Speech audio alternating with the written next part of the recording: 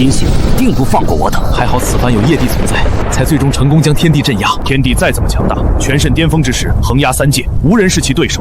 但青铜仙境可是无上仙气，不出3日，天地必定生死道消。若无业帝存在，以天地的暴虐，不知道又要为三界带来多少灾难。多亏了业帝的领导，等天帝死后，业帝当执掌天地权位，号令三界。业帝少年有为，此番为三界除去如此大魔，当居功至慧。诸位谬赞，说起来，此番能将天地镇压，我叶辰才是应该谢谢诸位的信任。我顾长生，一个21世纪的大好青年，竟然穿越了，还穿书了，成为书中的最终大反派天帝，被这个世界的气运之子联合诸多强者所镇压，即将在3天后被青铜古镜所炼化，彻底形神俱灭。而主角叶辰，则通过一件件奇遇造化，不断逆袭成长，最终击败天帝，迎娶众多红颜芳心，威压三界，成为一代新天帝。书中的天帝作恶多端，坏事做绝，闹得众叛亲离，连众多红颜也背叛了他。倒戈追随主角，但这和我一个穿越者没关系啊！刚穿越，还有3天就要死了，怎么办？在线等，急！人生修改器系统激活，凡宿主过往，只要合情合理，不超出实际，皆可修改。好，看来我也有系统。凭我对原剧情的了解，只要合情合理修改过去的人生经历，彻底洗白，这还不简单？就你了，顾有为。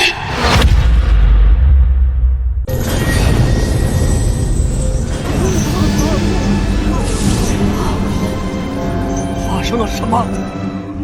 莫不是天帝还留有后手，能挣脱封印？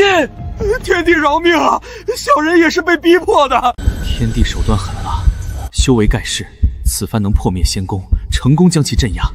除了里应外合之外，也是多亏了自魔族一位无上大帝手中借来的仙器青铜古镜。若天帝脱困，后果不堪设想。诸位不必担心，青铜古镜乃是无上仙器，哪怕天帝修到不朽之界，也无法脱困。有为姑娘乃天帝亲生妹妹，此番若不是她和天帝反目倒戈，将天帝闭关的消息告知给了业帝，我等还没那么容易攻破仙宫。发生什么了？青铜仙境为什么出现这样的变化？青铜古镜将人炼化之时，会让人的神魂浮现出来，化作神魂碎片。这是天帝曾经的记忆过往。倒是有趣，看看天帝的过往，倒是更能清楚知道他做了多少恶，恐怕是罄竹难书。毕竟是高高在上的天帝过往，其中不知蕴含了多少大秘和造化，若得其一，也够我等享用终生了。哼，天帝的过往，不知做了多少恶事，看一眼我都觉得恶心。不，妹子，大哥，天帝他以前不是这样子的，他以前还是不错的，只是后面才变了。都这个时候了，你还替他说话？别忘了他是怎么对待你一族，如何屠杀你姐姐的。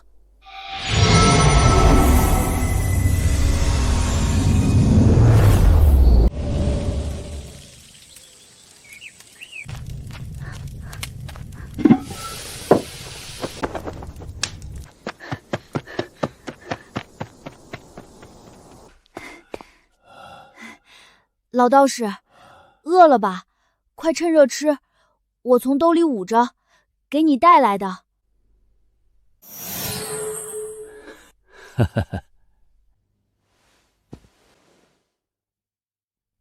不错，你这根骨自上古之后就不常见了。根骨？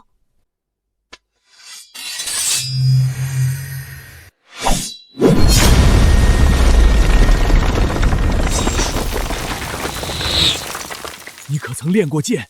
有名师教导？没有啊，家里连剑都没有，怎么会有老师？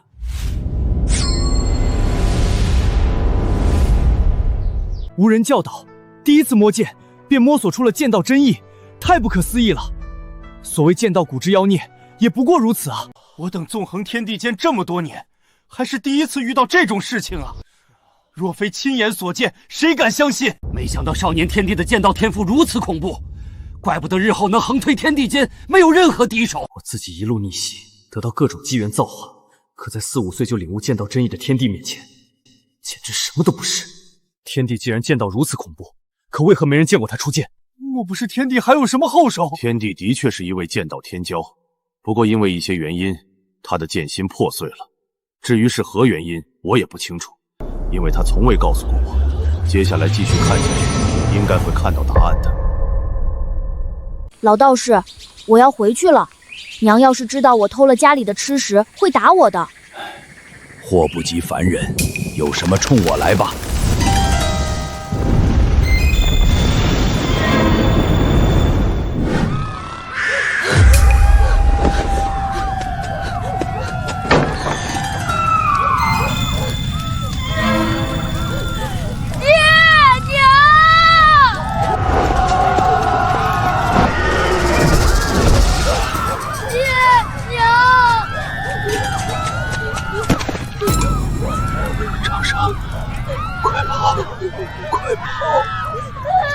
村落被屠，父母双亡，少年天帝如此悲惨身世，怪不得后来会那般残暴。换作是我，也会心生扭曲，对这世间进行报复。天帝的幼年确实悲惨，但这并非他堕落的理由。相反，换作是我，只会惩罚坏人，绝不会让曾经的悲惨经历发生在无望之人身上。叶帝正乃大胸怀，若人人如叶帝这般，不知会多美好。话说回来，这些修士如此肆无忌惮地打杀凡人，就不怕天宫的惩处吗？当今之世，天宫有规矩立下，凡修行者不可随意打杀凡人，若参与凡人之争，无论何等修为，天宫都是绝不容忍的。上古时期，万族争锋，天宫的权柄还无法达到执掌3界的地步。那个时候，凡人命如蝼蚁，谁会在意其生死？也是直到天帝顾长生继位，威压3界，才立下这条规矩，得到了万族重视，才无人敢轻易打杀凡人。快看！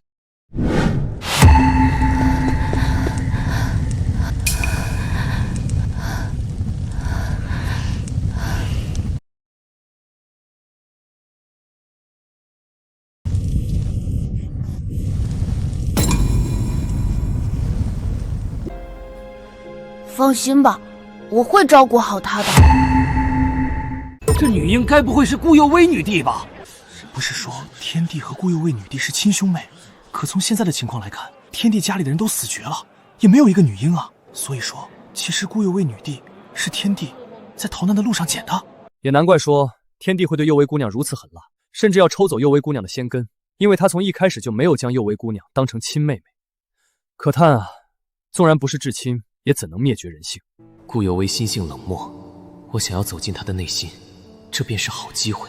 只要他对天帝彻底死心，等天帝化作炼化成灰烬后，自己定能俘获他的芳心，再获得那几位的助力，自己定能坐稳天帝大位。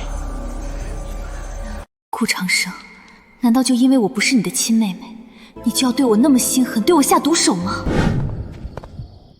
爹娘都死了，整个村子现在就只剩我们2人了。以后你就是我妹妹了。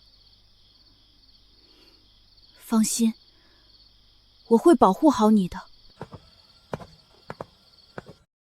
痴儿，前辈，这到底是因为什么？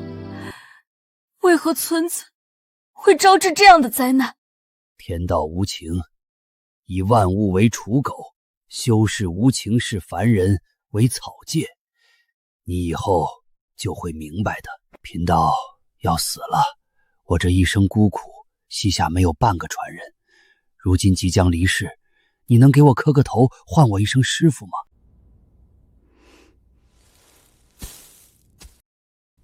师父，有情有义的孩子，他只是一个普通人，以你的天赋，他日后必然会成为你的软肋，不如趁早找个好人家照料，让他安享这一生。你以后必然注定屹立于9天之上，和他不会是一个世界的人。不，师父，她现在是我的妹妹。痴儿啊，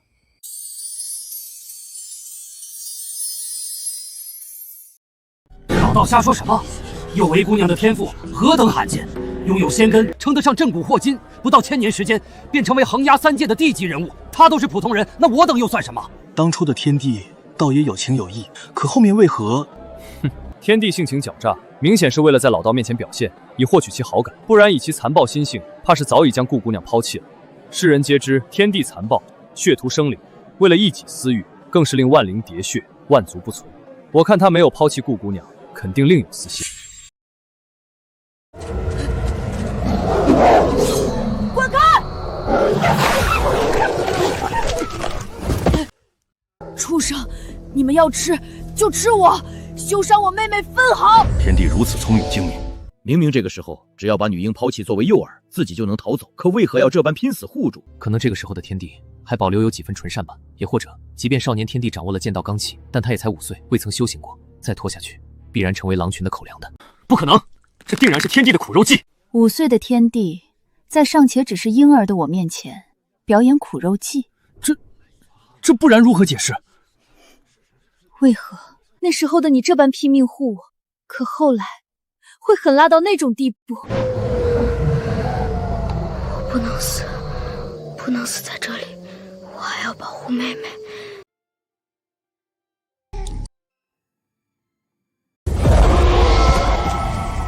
这是……原来如此，这部天书中藏有一部无名修行法门，关键时候我的鲜血滋养了它，使它复苏。这部无名修行法门可让我吐纳天地灵气，成为一名修士。太好了，以后我终于有力量保护我的亲人了。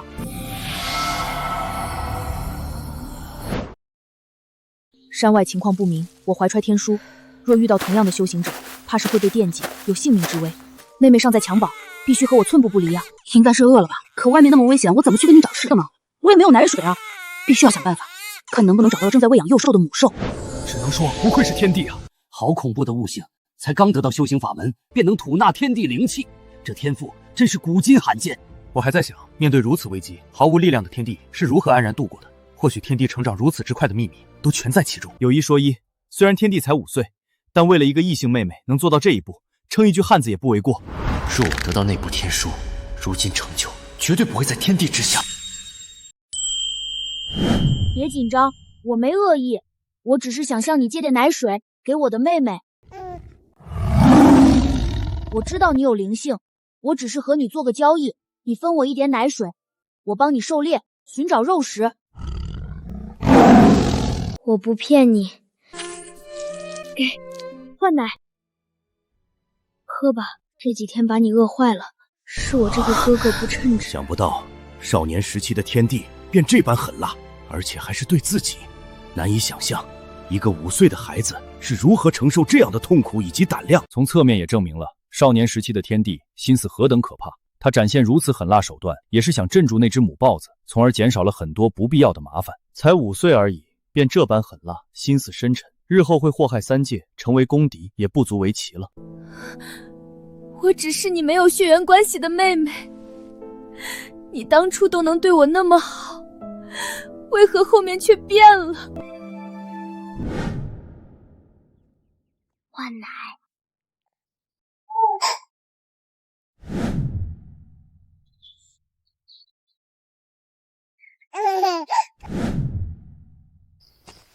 你这么小就叫幼薇吧，我是你哥哥。爹，是哥哥。蝈蝈，为什么别人都有爹娘，我就只有蝈蝈？爹死了，娘死了，你也不是我的亲妹妹。骗人！坏蝈蝈，你骗我！小幽辉也姓顾吧，反正以后你也是哥哥的亲妹妹。爹娘他们啊，其实是去了很远很远的地方，只留下了我俩相依为命。原来这些年你为了我背负了那么多，对不起，这些年我一直以为你是虚伪的，之所以不对我挑明身世，不告诉我当年的灭门惨案，是在骗取我的信任。原来这一切都是你不想让我去背负那么沉重的仇恨。原来这才是世人皆知，天帝和顾女帝是亲兄妹的原因。少年时的他，竟然为了顾女帝背负了那么多。诚然，现在的天帝是为幼薇姑娘背负许多，可这又能代表什么呢？这份亲情和隐瞒，最后还不是变质了。若非是靠着这一层的信任，天帝他又是如何获取幼薇姑娘的仙根？是啊，爱之深，责之切。曾经的情谊多么真挚，现在看来就有多虚伪。到头来，天帝还不是利用这份感情取走了幼薇姑娘的仙根？还是叶帝看得透彻。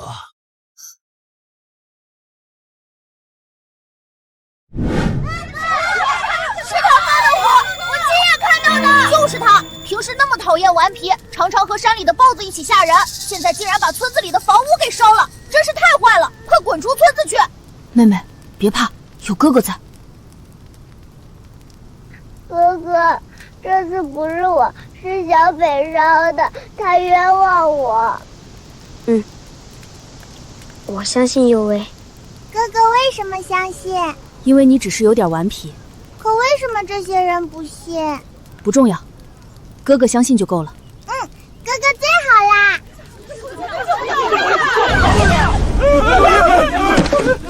这里不欢迎我们，我们去山里吧。仙人，是仙人啊！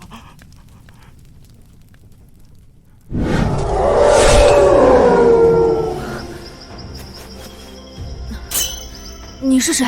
无名小卒罢了。你是谁？怎么会在这里？你好厉害的剑道！我叫江明皇，从来不喜欢欠人情。你今天救了我一次，我便送你本功法。多谢，但我不需要。我看你剑道不错，若能加入宗门成为修士，必会一步登天。何必待在这里与虎豹为伍？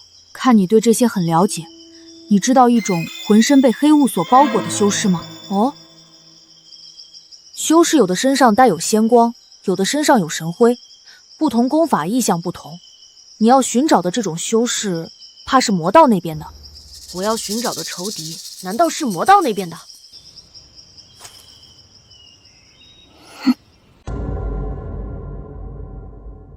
原来这就是姜黄和天帝初时的经历。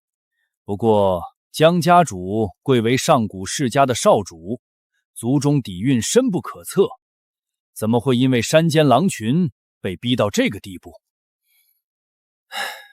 我父亲的子嗣只有我一个人，少年时期我备受宠爱，导致心性上面差了一点，所以10岁之前都未曾修行。我父亲为了让我磨练，才把我丢到凡间体验红尘。这般说来，姜黄便是在这个时候和天帝结识，成为结拜兄弟的。这一次仅仅是见了一面，我与他正式相见，应该是在1年之后了。不过那个时候，他已然神脉崩断，甚至连道宫也被毁去。这方世界磅礴浩瀚，修行体系繁杂，从低到高，分为炼气、凝神、断功、大能、半圣、圣王、至尊、准帝、大帝。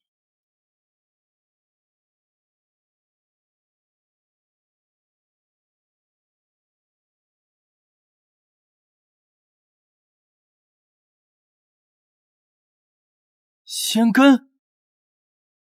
天帝身上怎么也有仙根？他身上怎么会有仙根？这不可能！幼薇姑娘会和天帝反目成仇，便是因为天帝差点取走了她的仙根。可天帝既然有了一根，为何还要去取她的？总不可能这其中有什么隐情或者苦衷吧？我一直以来恨你，都是因为你骗我，恨自己最亲的哥哥会因为一根仙根而欺骗我。可你明明知道，若你想要我的仙根，你直接开口，我也会给你的。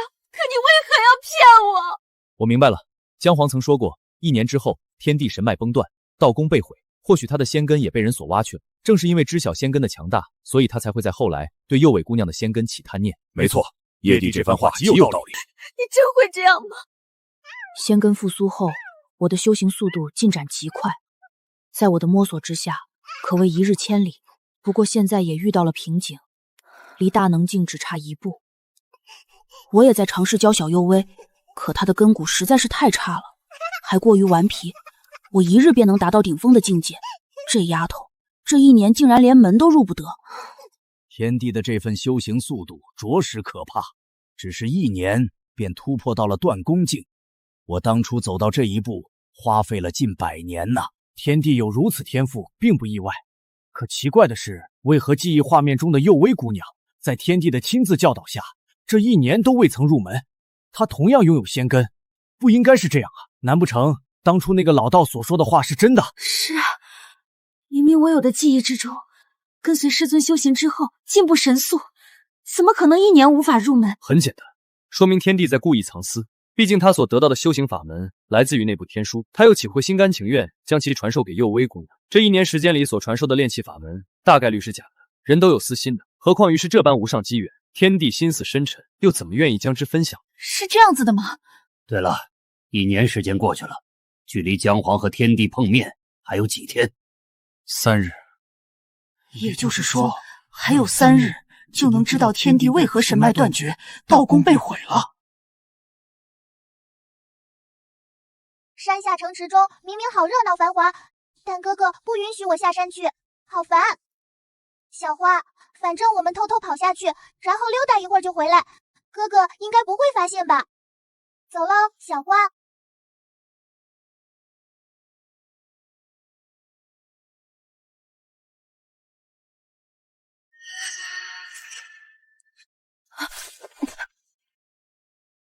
这丫头怎么不听话？肯定是偷偷跑下山去了。莫非天帝被毁去道根的缘由，是因为幼薇姑娘这次下山所引起的？真是令人惋惜。原本是因为我，你的仙根才被毁去，后来才会要取我的仙根吗？或许天帝的仙根被毁，的确是跟这次下山有关，可他怎么可能完全将此事直接归咎在幼薇姑娘身上？毕竟你们可是至亲啊！何况那时候的幼薇姑娘只有3岁，什么都不懂。叶帝，你不必再多说。她因我失去仙根，我自该还她。待她陨落后，我便自废根骨，隐匿山门，不再出世。本帝一直以来都想把顾有为纳入后宫，他若是就此隐匿，那我所做一切不就是白费了？这该死的天帝都马上要陨落了，还在迫害本帝。有为那丫头对山下最繁华的赵国最是向往，肯定是跑这里来了。但这里是怎么回事？这里发生了什么？还我孩子来！他们从天而降，抢走了我的孩子，还杀了我丈夫。他们是谁？肯定是皇室的人，他们又来抢我们的孩子了。皇室的人怎么会抢百姓的孩子？来者何人？滚开！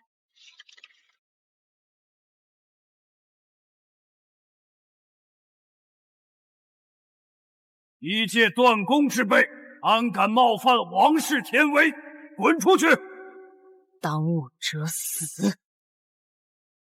没想到一个凡人国度背后竟然还有这种力量，足足4尊大能境强者。少年天帝如今不过是断宫境，和大能境相差一个大境界，终究是天差地别。何况是4尊，这必然是一场残酷血战。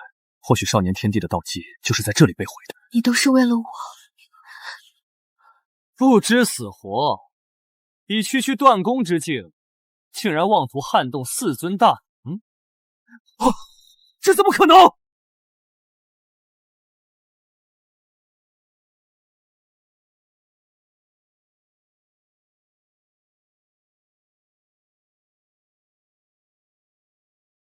一指灭4尊大能，这还是人吗？仙根纵然非凡，令天帝有越级而战的资格，可如此轻描淡写，这也太不可思议了。没想到儿时的天帝战力便已经达到了如此恐怖的地步。凭什么？凭什么他能在如此年纪做到这一步？就因为他是天帝。还我妹妹！小道长，我真没见过你妹妹，我发誓。城区动乱，尸横遍野，你敢说和你无关？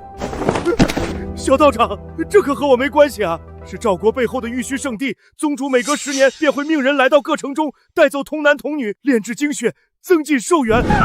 带我去！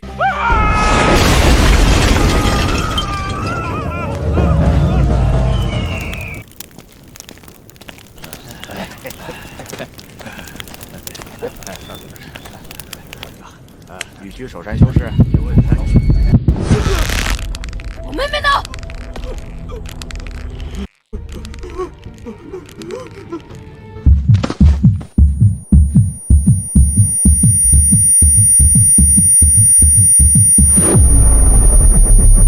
怎么可能？有位姑娘死了？我完全不记得我还有这样的遭遇啊！可从天帝的记忆画面中来看，有位姑娘的确死了呀，毫无气息，明显死绝了。可能是师父救了我吧。我也是大概在3岁的时候遇到了师尊，然后进入宗门，差不多也就是这个时候。如此说来，幽微姑娘的那位师尊应该就是这小时候现身的。奇怪了，为何他不收天帝为徒，反而只收了幽微姑娘？不用多想，定然是不久之后，天地道基被毁，而幽微姑娘的仙根恰好这个时候觉醒。仙根拥有莫测力量，能让幽微姑娘起死回生，这也并不罕见。我曾在族中读过古籍，仙根可蕴养伤势，一点血肉不灭，便可重生。如此说来，天地根基被毁，应该就是在这玉虚圣地中了。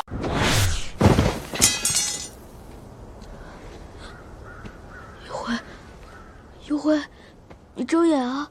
我是哥哥，对不起，是哥哥没保护好你。幽微，你怎么就丢下哥哥了？你可是哥哥一点点看着长大的人啊！是我拿自己的肉，一次次付血拿凶兽肉换奶，用命去守，一点点成长起来的妹妹啊！幽微啊！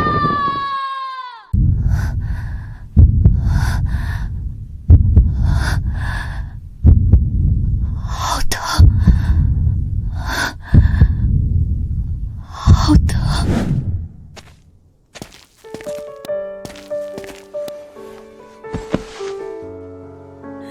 幽微不怕，哥哥让这些人给你陪葬。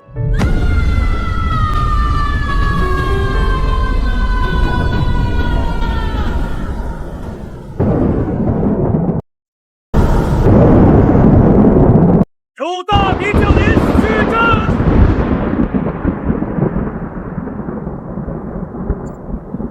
今日大开杀戒。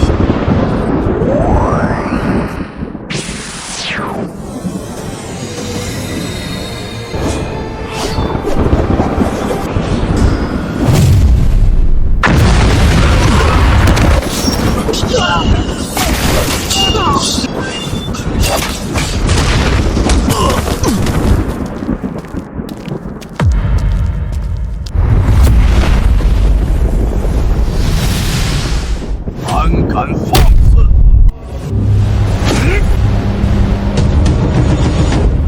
圣王，这凡间宗门的底蕴竟然恐怖到这种地步！其太上竟然是一尊圣王！天帝虽然一念突破大能，但在圣王面前依旧形如蝼蚁。这毕竟是碾压大能2个境界的存在。也就是说，便是这位挖走了天帝的仙根，只是为何天帝还能活下来？难道是幽微姑娘的师尊出现，及时救下了她？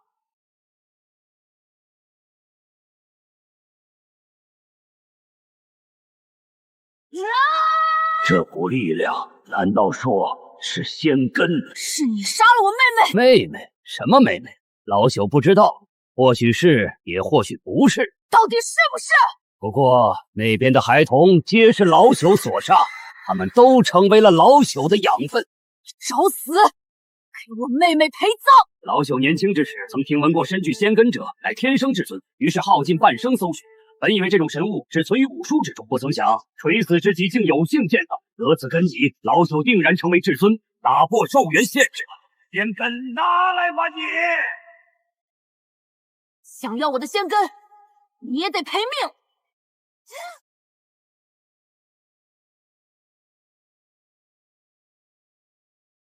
疯了，完全不要命了！你竟然压榨仙根的力量，试图以12根神脉造功做赌，强行拔高境界，这样的反噬后果，你承担得起？妹妹已死，是何后果反噬？我已无心过问。今日我便要你死！是什么变态妖孽，强行拔高到半圣，竟然还和本王战成平手！不过，他修来的力量强行拔高，终究撑不了多久。真是变态！不过本王能磨死你，看你到底能撑多久！既然这样还杀不了你，那我便以我的道功神脉为形，借我全身，以仙根为引，化为同葬一击。疯了！这是疯子！本王不要你的仙根了！原地同葬。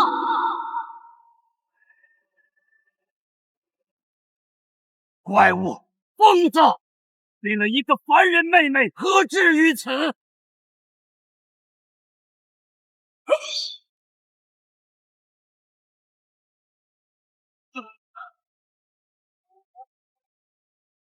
完了，给我死！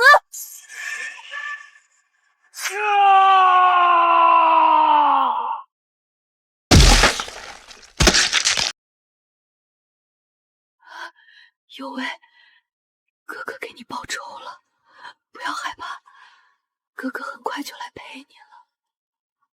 没想到一代圣王竟然死在年仅7岁的天帝手中，那最终一击威能甚至已经达到至尊级了，太恐怖了。可惜了，这一击之后，天地差不多也废了，神脉、道宫全被毁掉，连仙根也暗淡了。是啊，要知道天帝从开始正式修行到斩杀一尊圣王，差不多才1、2年时间啊！只是修行1、2年就斩杀圣王，他凭什么？所有风头本该属于我的，现在却被他所抢走了。不对，如此说来，天帝他的仙根并没有被毁，所受之伤可慢慢愈合。可我见到他的时候，他道基被毁，身上已经没有仙根了。那他的仙根是什么时候被毁的？师尊，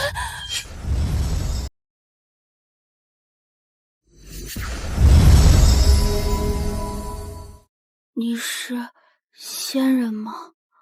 何谓仙人？若是凡人眼中飞天遁地、摘星拿月的存在，老朽倒是当之无愧。那位太古强者便是幼薇姑娘的师尊吗？不过，为何幼薇姑娘的师尊在这个时候现身？不该是天地的仙根被毁后才出现的吗？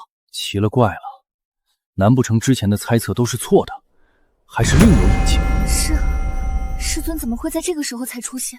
既然师尊都已经出现了，为何哥哥的仙根还会被挖去？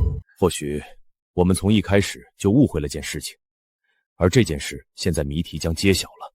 什么谜题？都这个还重要？诸位不如随我一起出去，加快炼化天地的速度。住手！住手！叶帝，你想做什么？哼，诸位可莫忘了天帝所行之恶，即便过往有所隐秘，但也改变不了什么。莫要自误。仙人，恳请仙人救我妹妹，一定要救我妹妹！他死了，死人怎么可能复生？可以的，可以的。刚刚我明明已经快死了，可你只是一挥手，我便感觉好多了。你体内有仙根，体质非凡，道基虽毁，躯体底蕴仍在，老朽自然可救你。可你那妹妹资质平凡，底蕴浅薄如纸片，落到如今田地，便是大罗金仙亲临，也无可奈何。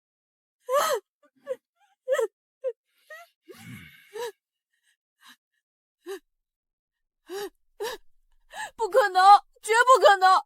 我妹妹自幼聪慧，连我都有，她怎么可能没有？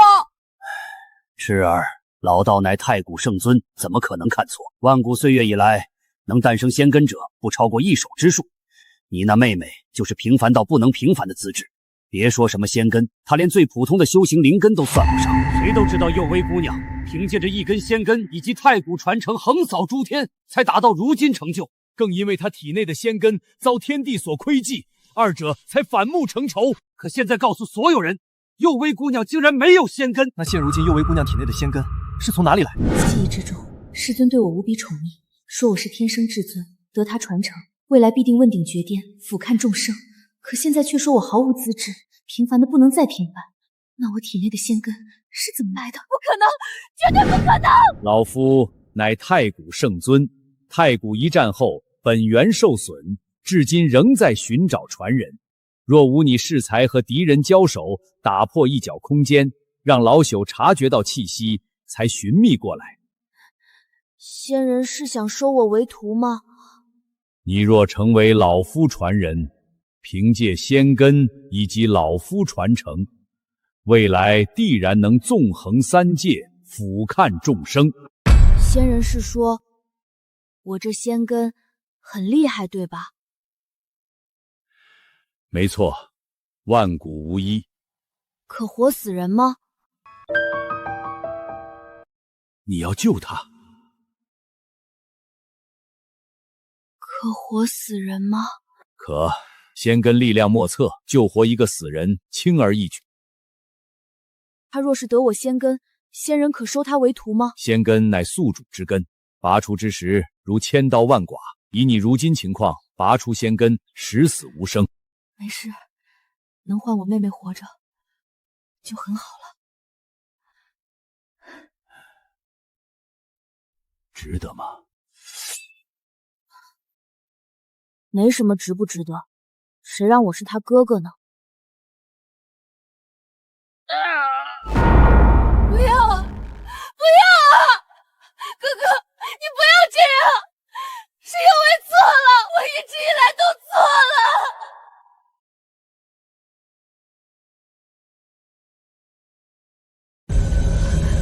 这是什么？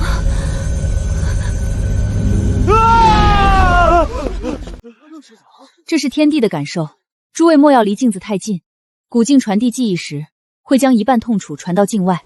只是一半的痛楚，便让叶帝如此惨叫。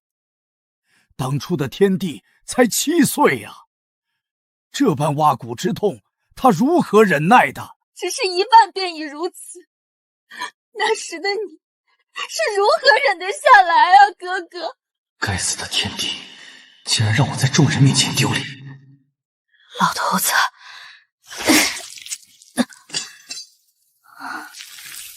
我不喜欢欠人家的，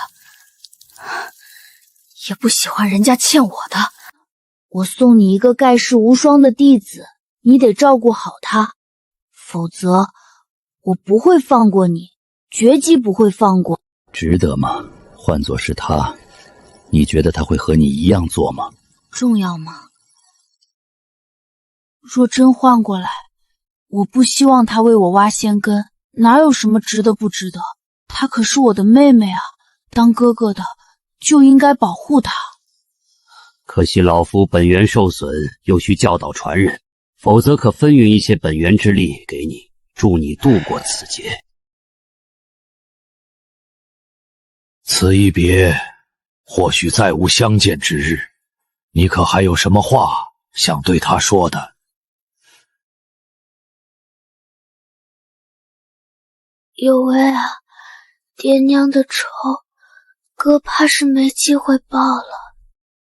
到最后，天帝还是没有将幼薇姑娘的血仇说出去，可能也是不想让幼薇姑娘背负这些吧。哥哥，你为何从来不告诉我这些？这本就是你的仙根呀！你呀，只需要一句话呀！我也终于明白了，为何他从小到大，我胸前一直有一道细小的疤痕。哥哥，对不起，我错了。幼薇姑娘，事情都过去了。诚然，天帝曾经对你很好，付出了许多，可后来他还是变了。他后来残暴无道，迫害众生，恶贯满盈，遭天帝共判。错不再是你，而是他。可那和我有关什么？他要我的仙根，那本就是应该的，那本就是他的。即便整个天下都抛弃他，我也不该抛弃他呀！幼薇姑娘，你不要冲动，如今需要顾全大局啊。大局？什么大局？我不配！不是他拿肉为大的，是他拿如今的命换来如今的我。我凭什么？我有什么资格背叛他呀？我要救他，我要救他！无论他做了什么，他都是我哥哥。幼薇姑娘，不可！天帝乃世间大魔，你不可当他罪人。今日谁阻拦我，我便杀谁。够了，幼薇姑娘，不要自误。幼薇姑娘，天帝已然无情无义，遭众生抛弃，死不足惜，你这是何必呢？你可想过，若将他放出，他必血洗众生。给我滚开！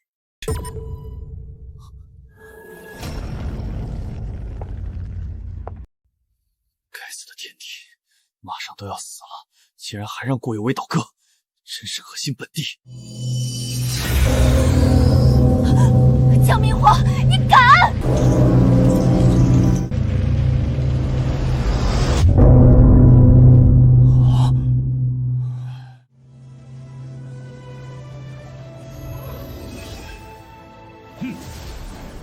不愧是天帝曾炼制的无上仙器，仙威盖世，纵使幼薇姑娘才情无双，最终也被此钟镇压。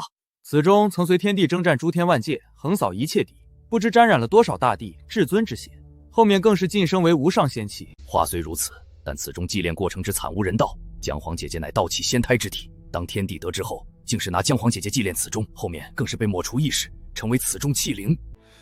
的确如此，也正是因为我和姐姐血脉相连，所以这世间除却天地外，也只有我还能掌控此钟。说实话，我等能那么容易攻破天地宫，很大部分原因还是多亏了姜黄在时空长河中封印此钟，为我等争取了时间。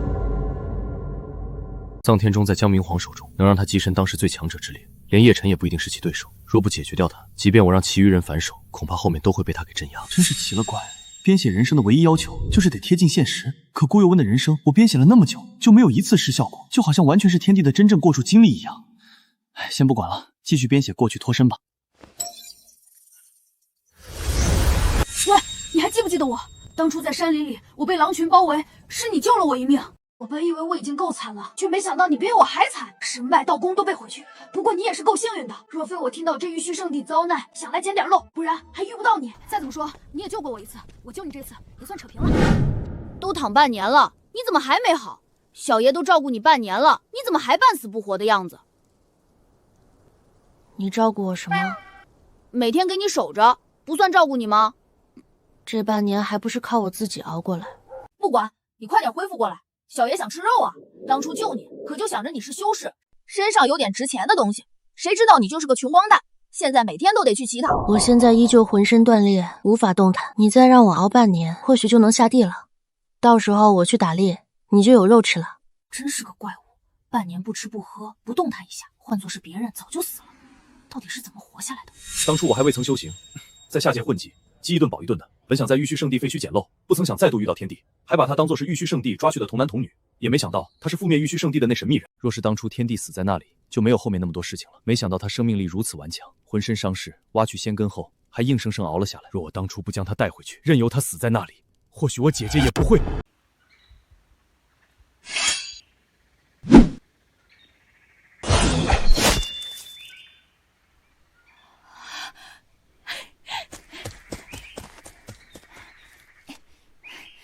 今晚又能吃烤兔，大哥你太好了！不要叫我大哥，你年纪比我大。怎么不算呢？跟着你，天天都有肉吃。我之前一个人的时候过的是什么苦日子啊？你现在就是我的大哥。差不多2年的时间，我才差不多恢复过来。本以为没有了仙根，我会死去，不曾想靠着要找回妹妹以及帮父母报仇的念头，我竟然奇迹般熬了下来，真是天不绝我。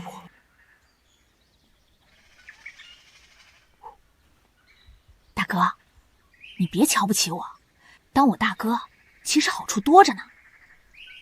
什么好处？天天给你打猎吗？说出来，你别不信，我还有个姐姐，可貌美了，人又厉害。然后呢？本想以普通人的身份和你相处，可现在我摊牌了。其实我是上界古老世家的世家子，前来下界磨砺。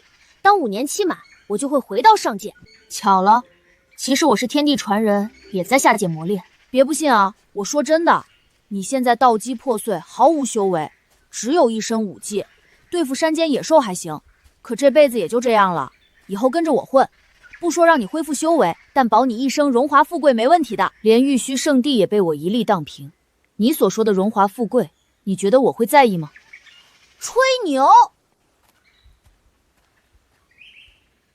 大哥，话说我俩天天打猎，也实在是有些腻了，要不去玉虚圣地废墟那边转转？听说最近那边来了挺多人，如果运气好，在废墟中找到啥值钱玩意儿，我们就能去酒楼里胡吃海喝了。运气真不错，这玉虚圣地覆灭后，这2年间连草皮都被人给薅了几层。没想到小爷刚来就找到了这么块玉简，难不成小爷还是天选之子？你最好安静一点。怕什么？大哥，咱们苦日子到头了。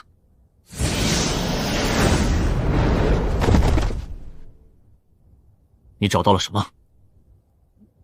没什么。你们怎么能抢我东西？你说什么？这是你的东西？那不然呢？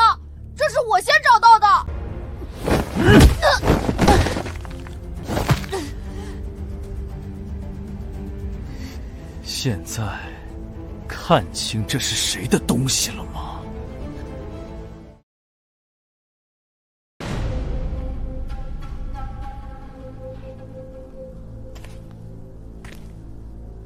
把脚挪开，大哥！又来一个，真是不知所谓。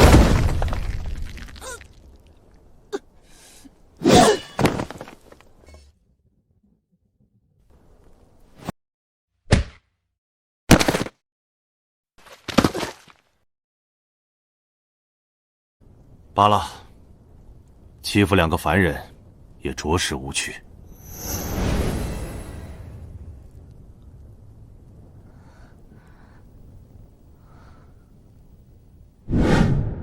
没想到天帝和姜皇还被这些凡尘俗如此欺负过。说来可惜，天帝道基被毁，神脉被毁，当时力压玉虚圣地的风采不见，甚至被人欺凌。当初也是因为我的缘故，年少无知，莽撞惹祸，才会如此。天帝道基已碎，连普通修士都能欺负他，那他后来是如何再度踏上修行之路的？失去了仙根，没有丝毫修为和背景的哥哥，是如何在这般艰苦的大事中活下来的？连这些普通修士都能随便欺负他，都怪我，是我害得他如此。顾长生，你快醒醒，你怎么那么傻？明明躺地上装死就行了，非要和他们硬磕，你现在可不是修士啊！装死他们就会放过我们吗？可这样你差点被打死啊！真是个疯子，为了我值得吗？你不是叫我大哥吗？我只是叫着玩的，你还认真起来了。我不在意。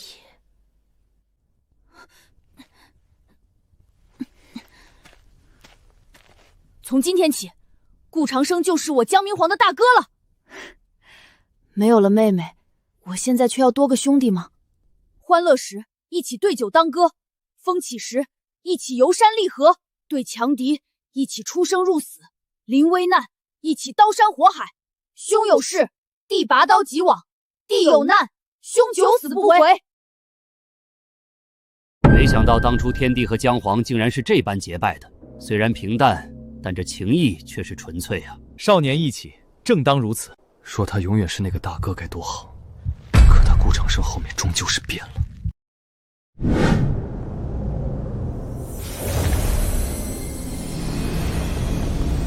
恭迎少主回国。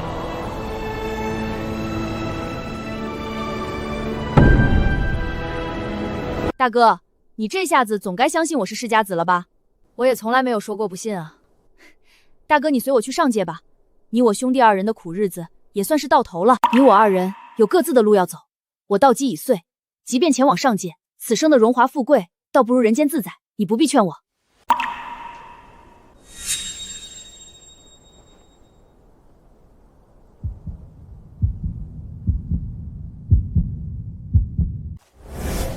你乃万古无一的先天剑台，可愿拜我为师，随我入剑道？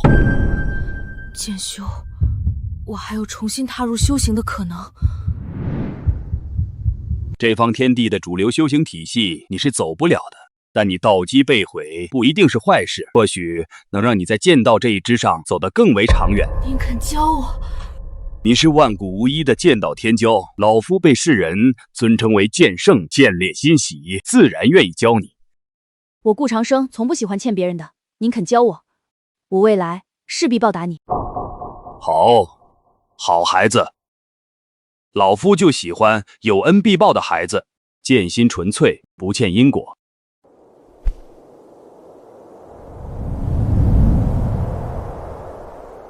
天帝竟然还有师尊，可为何天帝从未透露过？就连姜皇、右为姑娘等亲近之人，也并不知晓此事。如此想来，定然是天帝做过欺师灭祖之事，方才隐藏这段过往。你等可还记得姜皇曾说过天帝剑心被毁一事？或许便和这位神秘剑圣有关。我只知道他剑心曾被毁去，但到底是因何被毁，并不知情。难不成天帝之恶是从剑心被毁之后才苏醒的？长生乃为师游历凡尘所收的亲传弟子，也是尔等师兄。还不快来见拜！此人年纪浅薄，看打扮好似乞丐，老师怎么会收他为我等师兄？是啊，你看他哪有半分剑修的风流倜傥，还持着一把柴刀，莫不是老师在山间所寻来的劈柴小孩？哼！见过师兄。这些言语你不必理会。当今之事，实力为尊。为师给你10年，10年之后，若你不能力压同门，那你我之间的师徒情谊也便尽了。弟子定不辜负师尊期望。这些是剑宗以来的所有剑道绝学，还包括为师年轻之时所创下的剑招感悟，你可随意翻阅学习。为师虽然可以指点你的剑道，让你少走弯路，但其中的诸多门道还需要你自己摸索。长生，拜谢师尊。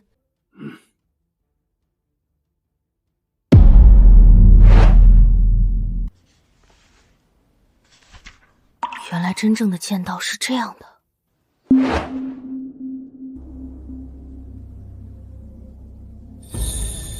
原来如此，我既为剑修，自当与天命抗争，以手中之剑斩去不公。就算举世皆敌，天地共弃又如何？剑宗1年1度的论道，说是论道，实际上却是比试。我剑宗数万弟子，每人皆是天之骄子，凡前10弟子赏赐最为上乘，因此每年论道最为激烈。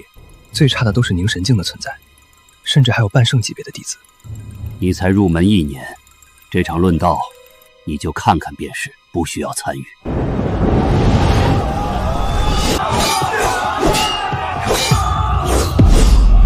老师，弟子不想要任何奖励，只是想请顾师兄与我切磋切磋。凡入宗10年的弟子，方可参与宗门论道，规矩你可忘了？长生可才入门1年，弟子知晓，但顾师兄能被老师收为亲传弟子，想必定然天赋绝伦，弟子也想请教一番。想知道这位能被师傅如此垂上的顾师兄，到底有何特别之处？是啊，这位顾师兄刚来就能在那座苍宁阁中待1整年，那可是连无双师兄都不能去的地方，凭什么？顾师兄该不会是不敢吧？顾师兄可是亲传弟子啊！无双师兄可是我门中天赋最好、修行功底最高的弟子，由他邀约顾师兄为绰绰有余了。罢了，长生，你就上台展示一番，为师也正好看看你这1年的修行成果。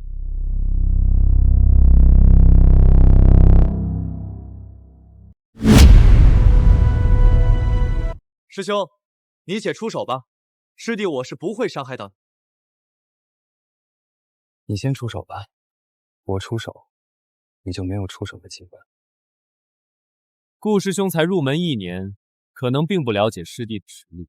纵然是半圣强者，师弟我单手便镇压。你确定要我先出手？出手吧。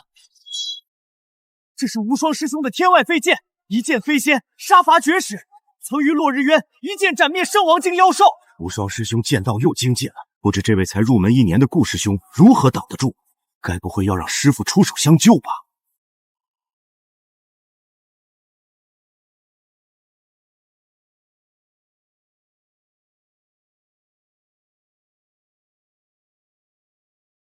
我说过，若我先出手，你连拔剑的机会都没有。妖孽，真是妖孽呀！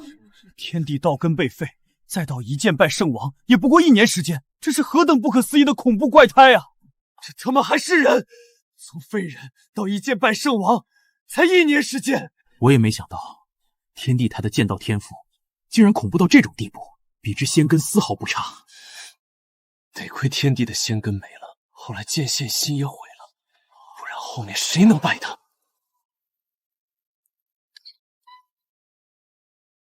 长生啊，你可还记得，当初为师收你为徒的时候曾说过什么？徒儿记得，师父肯教我剑道，徒儿定会报答师父恩情。记得就好。我剑宗作为天机宗分支，立宗数万年以来，除了钻研剑道、磨练剑心之外，其实还有对于每个弟子还有另外要求。师父请讲。便是负责天机宗那边一些棘手的刺杀任务。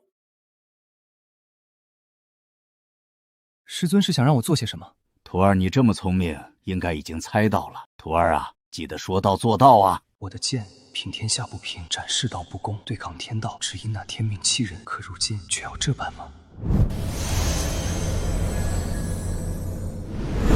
是哪个不长眼的家伙？可是王腾，我来取你首级。本座和你有仇。你来自于哪方势力？有人雇我杀你，至于我是哪方势力，我不会告诉你。哼，好一个来杀我！竟然是王腾！此人据说崛起于上古之时，极为狂妄，有大帝之姿，为北玄大帝公认的第一天骄至尊。难道说王腾是被天帝所杀？倒有说法，王腾是因为得罪一尊域外大帝，才消弭陨落的。哼，想什么呢？王腾此人辉煌之时，已然是至尊之境，临大帝之位也只差临门一脚。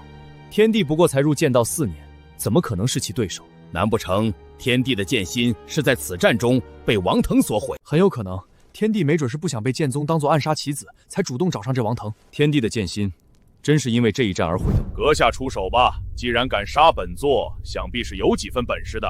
你出手吧，你我本无仇恨，我愿给你出手的机会。哼，罢了，看你根骨不过毛头少年，本座也没时间陪你玩。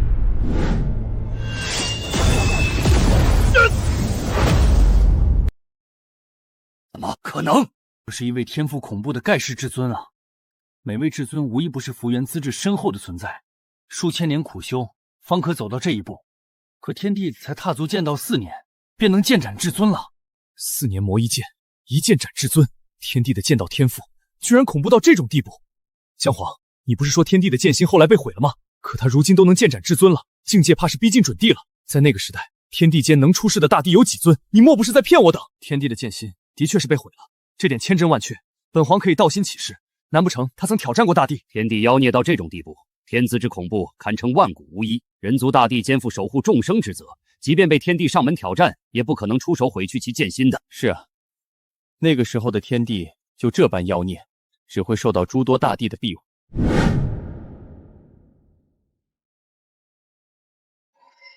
王腾虽非善恶，但与我无冤无仇，我不该杀他。世间万事两难全，王腾，或许你不该死于我手，可施恩重大，我却不得不还。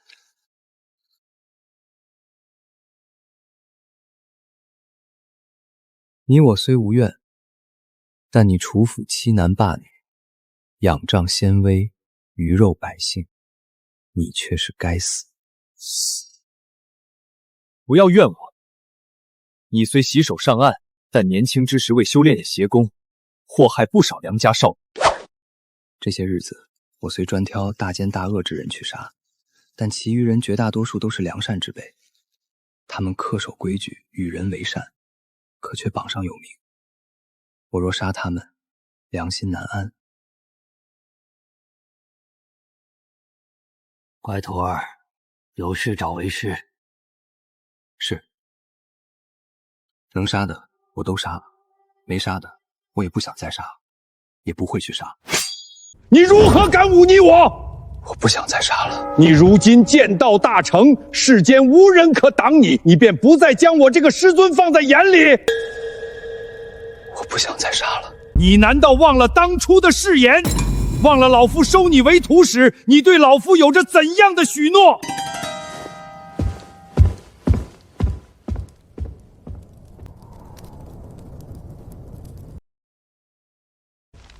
老师云游去了，临行前让我给师兄带一句话。你说。老师说他需要让你最后替他杀一人，至于那个是谁，老师云游回来自然会告诉你。师兄若是答应，此事之后因果两清。杀一人，只要再杀一人，我便还清了师尊恩情，一切就都可以结束了。我也可以摆脱剑宗，此后下山就能寻找杀害爹娘的仇人，也能去找妹妹了。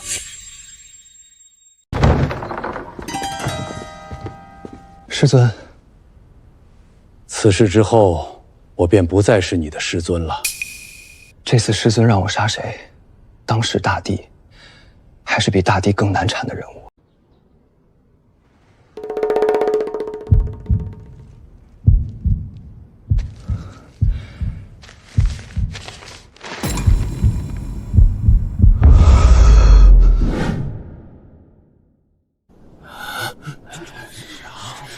没想到这剑宗让天帝去杀的最后一人，竟然是姜黄。不过很显然，天帝并没有去斩杀姜黄，毕竟剑皇还好好活在这里。天帝剑心被毁，难道和我有关？一面是忤逆师门，一面是背叛兄弟，天帝不论怎么选，这骂名是背定了。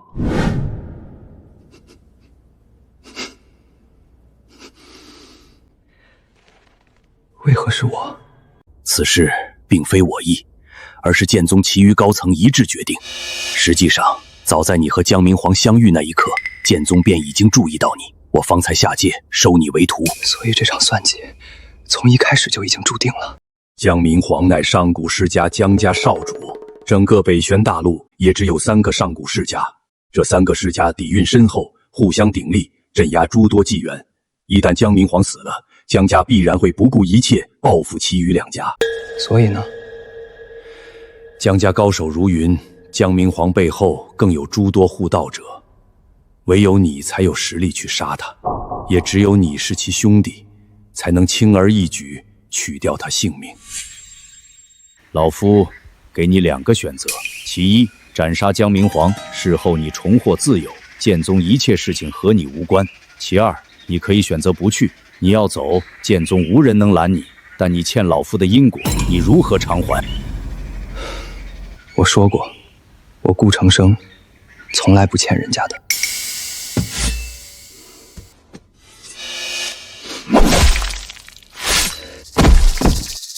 江明皇是我手足，你是我师尊，你要杀我兄弟，那么我便还你一条手臂，也算对得起你。你疯了！你竟为此自毁剑心！老剑圣，我顾长生的剑道是你教的，今日你我师徒恩断义绝，我便将这颗剑心也还你，如何？可够？原来这才是天地剑心会毁的原因，我等早该想到的。是啊，那时候的上古，除了天帝他自己外，还有何人能毁去那无敌剑心？想来天帝他竭力隐瞒这段往事，并非是因为恶行怕被揭露，而是怕姜黄无法去面对他。这段往事中，天帝他没有对不起师恩，同样没有对不起兄弟，唯独对不起自己。原来是这样，原来是这样的！为何你从前双臂健全，可后来却失去了一臂？明明你是史上最妖孽的剑道天才，却因我而毁去一颗无敌剑心。不练剑了。大哥，谁准许你不练剑的，我就不准，你就不能假装来杀我吗？就许你是我的兄弟，不许我是你兄弟吗？为什么要放弃剑道？为什么要自毁剑心？你连跟我去上界享受荣华富贵都不肯，这份恩情让我怎么去还？姜黄莫要太过伤心，诚然天帝为你做了许多，可最终他杀了你姐姐，血亲之仇岂能不报？我心中有数，待他陨落之后，我便废掉修为，避世不出。我欠他一颗无敌剑心，便拿此生大地修为还他。可叹天帝实乃义薄云天，令人钦佩，为异姓兄弟妹妹做到这一步，若非后来所为，谁又愿意站到他的对立面去呢？天地残暴，血屠众生，江明皇，你竟然还在为这种人缅怀那份兄弟情谊，实在可笑。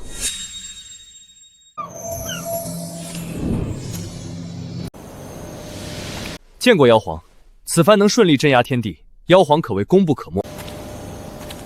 待天帝陨落，本帝便在这天宫设宴，为妖皇陛下庆功。若我能拿下这位妖皇，有其辅佐，日后执掌天宫就稳了。可惜他太骄傲了，之前几次接触都对我爱答不理。不必了，天帝他对你等尚有过真情实意，可对我妖族却有不共戴天之仇。如今天帝被镇压，尔等无论是谁，倘若生出放出天帝的心思，我白素便与其不死不休。喂，你醒醒呀！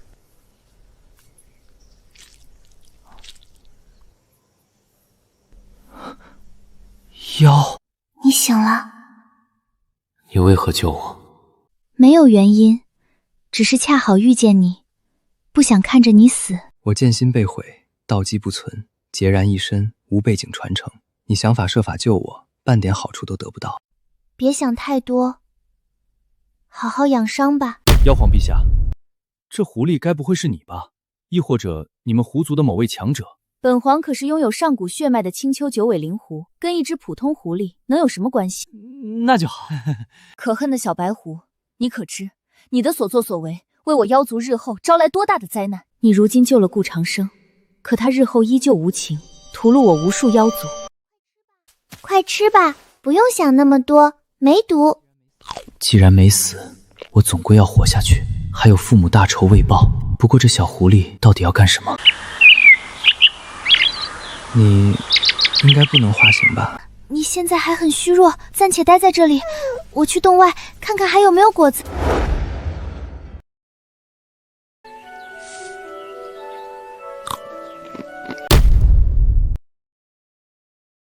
这段时间饿了，小狐狸给我叼来果子，冷了，它用身躯给我供暖，甚至屡次用妖血帮我滋润躯壳。可我这副风中残烛般的躯体早已千疮百孔，根本没有恢复的迹象。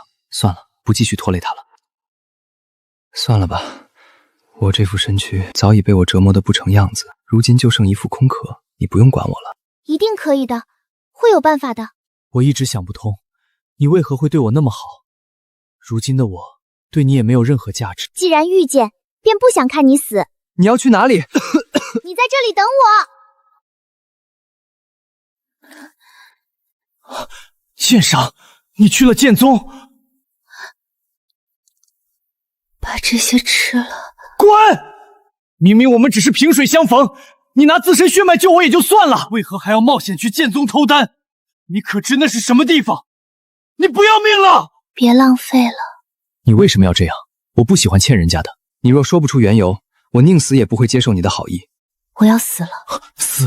看到了，我这一脉被人下了血脉诅咒，每过一天，本源便会减去一分，直至死去。我已经没有多少时间了，没有办法解开诅咒，除非去荒古禁区，那里或许有解开血脉诅咒的神药。荒古禁区？那里十死无生，我别无选择。本打算去禁区走上一走，没想到却遇到了你。我此行大概率是要死的，所以想着能救个人也挺好的。所以你得好好下去，毕竟活着就有希望。比起我，你还是有更多的选择，不是吗？是啊，大仇未报，我哪有资格去死？我这一脉就只剩下我一个了，所以啊，我才千里迢迢来到这里。我要是死了，我这一脉就断绝了。你叫什么名字？小五。我叫顾长生。你应该是不可能化形的吧？其实可以，不过就是样子不好看，怕吓到你。我想看看，就算以后见不到你，总归要记住你的样子。没吓到你吧？没有，很美。怎么感觉这小狐狸的容貌和神韵和白帝有些相似？什么眼神？白帝绝美无双，颠倒众生。那小狐狸如此丑陋，岂能和白帝相比？是啊，世人皆知，白帝乃是天道宠爱之人，说是天道的亲闺女也没错。容貌、才情、福缘都是一等一的。那只小狐狸命运凄惨，被人下了血脉诅咒不说，化形之后的相貌更是奇丑。纵然是神韵相似，但又怎么可能和白帝扯上关系？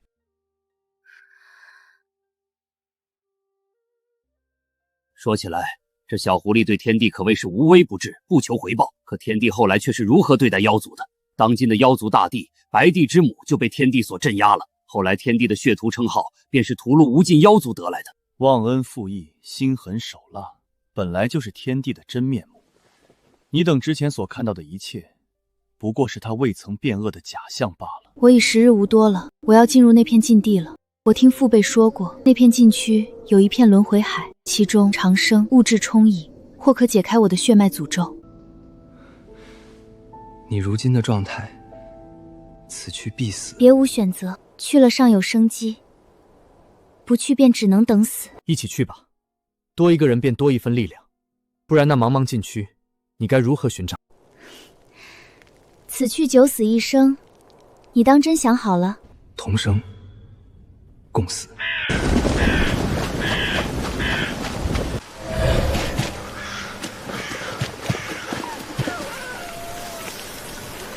好一个同生共死！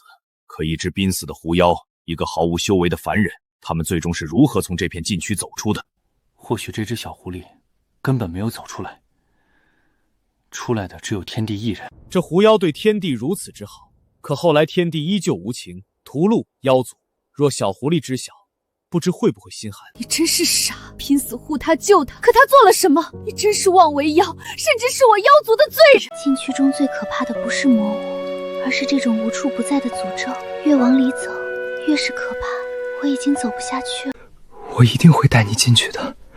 不必了，我的朋友，离开这片禁区。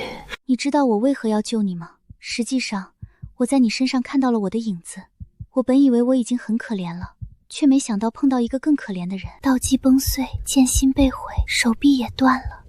别说了，再不说的话，以后没有机会了。或许是同病相怜吧，我鬼使神差地救了你，直到后来发现你跟我真的好像，一样倔强，一样悲苦。你为何要对我那么好？我一生坎坷，血亲村子被屠，5岁便带着妹妹艰难求生，好不容易碰到个师尊，本以为会得到庇护温暖，可到头来却发现自己只是颗棋子。我从未被人如此待过，不遗余力，竭力保护。所以我想你要活下去。2个命运悲惨的人，总归是要活下去一个吧。我死后会化作一颗妖丹，其中有我的修为，你千万莫要辜负我，将其炼化，或许能让你破碎的道基恢复一些。多好的小狐狸啊，至情至性。初遇天帝，便以自身妖血帮其疗伤，冒死去剑宗盗取丹药，前往禁区的路上为天帝遮风挡雨，最后更是要献出妖丹。没猜错的话，天帝最后应该是炼化了小狐狸妖丹，才慢慢恢复了道基。天帝真不是人，小狐狸这般对他，他却炼化其妖丹，更是和整个妖族为敌。好傻啊你！可你知不知道，就因为你的傻，害得我妖族再无立足之地。天帝他就是个狠辣之人，怎么配你对他那么好？我不要你死！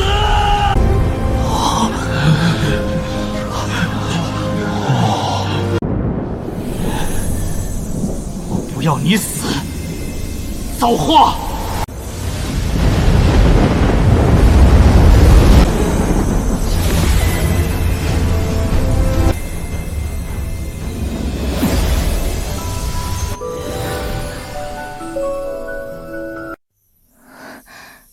怎么做到的？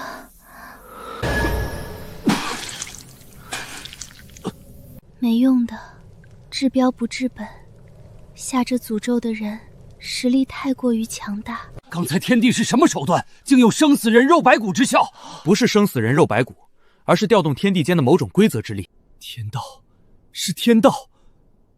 天帝竟然在此等境地自行领悟了此法。本皇曾在古籍中见过，我不求道，道自然来。此等修行之路，只存在于古史之中，乃是通过感悟规则，借助天地之力，一念之间扭转天地规则。莫说长生，便是令死人逆活，也是轻而易举。竟然如此强大！天帝真是妖孽啊！在这般情况下，竟然依靠自己，硬生生揣摩出了天道修行之法。这他妈是人吗？话说回来，连天道手段也救不了小狐狸，他所受诅咒至少也是一尊大帝下的。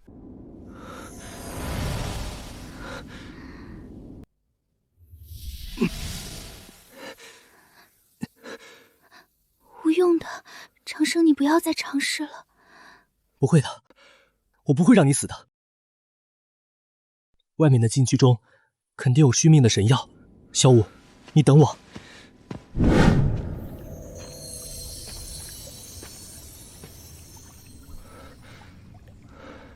这株神秘小花肯定是延寿神药。何人敢闯我碧落潭？借这株小花续命，日后定有厚报。竟敢觊觎本祖的碧落河道花，人族小子，你找死！此番闯来，实乃迫不得已，还望俄祖前辈通融，日后必滚！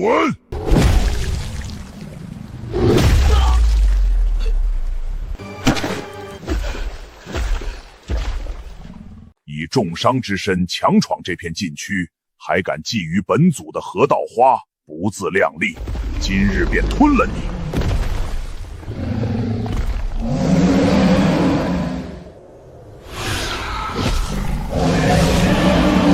眼瞳中的黑色纹路，怎么和小五一样？怎么可能？不是说这世间只有一只九尾灵狐吗？上古之时，怎么还有另一只九尾灵狐？该不会真是妖皇陛下吧？如何是本宫？本帝可是天道宠爱之人，从未遭受过什么血脉诅咒。试问这天地间，何人敢诅咒本帝？是啊，没准只是巧合，你们不要联想的太多了。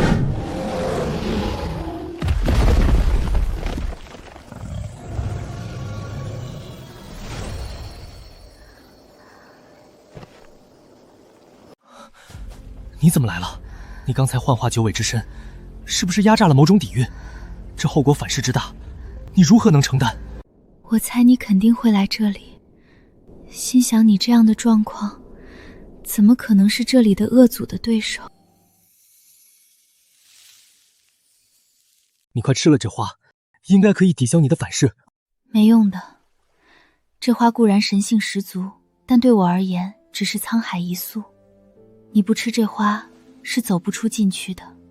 我很快就要死了，我们两个人总归是要活下去一个的。都到这份上了，已经油尽灯枯了。他不吃这神药，一定会死的。一个萍水相逢之人，他为什么老是用自己的命去救天地？值得吗？凭什么天地有这般的好运，被这愚蠢的狐狸一次次舍命相救？都到这一步了，都还在为天地着想。你若真是我青丘一脉，那也是青丘之耻。为何要这样？活下去不仅仅是为了你，也是为了我。不可以，两个人都要活下去。轮回海，轮回海，我一定要找到轮回海。轮回海生机暗淡，长生物质充盈，而我所吞服的河道花以及这附近的草木都有这种神性，说明轮回海必然在附近。轮回海竟然藏在碧落潭深处，同为两面，天帝的心思未免也太缜密了。可惜啊，天帝哪怕找到了轮回海，小狐狸最终还是死了，没有继续跟随在他身边。这轮回海竟然蕴含无穷秘密，才得以让天帝后面恢复过来，成就地位。至尊，还是足足4尊！好胆！何人敢冒犯我长生世家老祖作化之地？恳请诸位退一步，我只想借轮回海救人，无意冒犯。轮回海乃我长生世家根基，一经玷污，神性不存，连我等都不舍得踏足半步，又岂容外人染指？何必和他废话？闯我长生世家祖脉，绝不能让他离开。诸位，我只求救人，你们不要逼我。擅闯我族祖地，留你不得！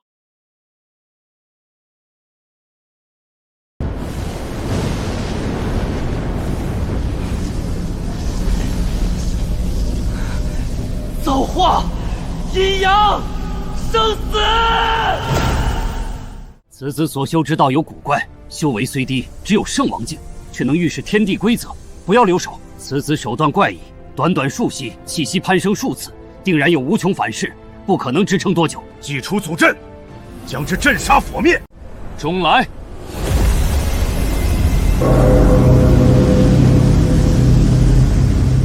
是老祖的地兵。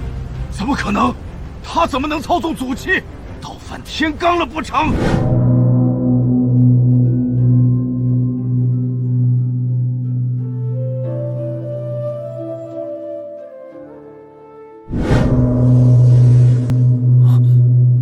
这竟然是藏天钟！没想到这藏天钟竟然是天帝在那个时候抢来的。可天帝是如何做到的？这地兵可是人家长生世家的老祖所炼制，其中有禁制存在，即便是后人也不一定能催动。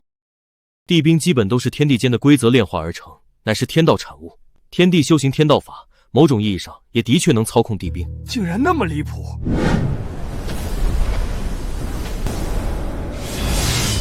战！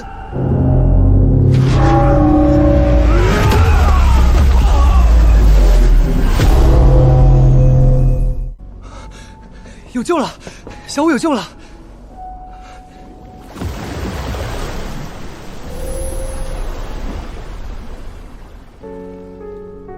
为什么轮回还解不了诅咒？他已经那么可怜了，为何不给一丝希望？天不怜你，我来！天帝此举是想抽干整片禁区的生机，他如今可是才圣王境啊！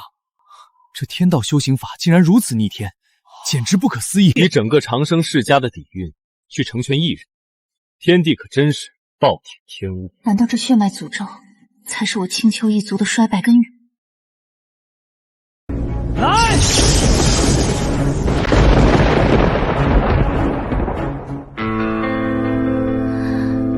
长生，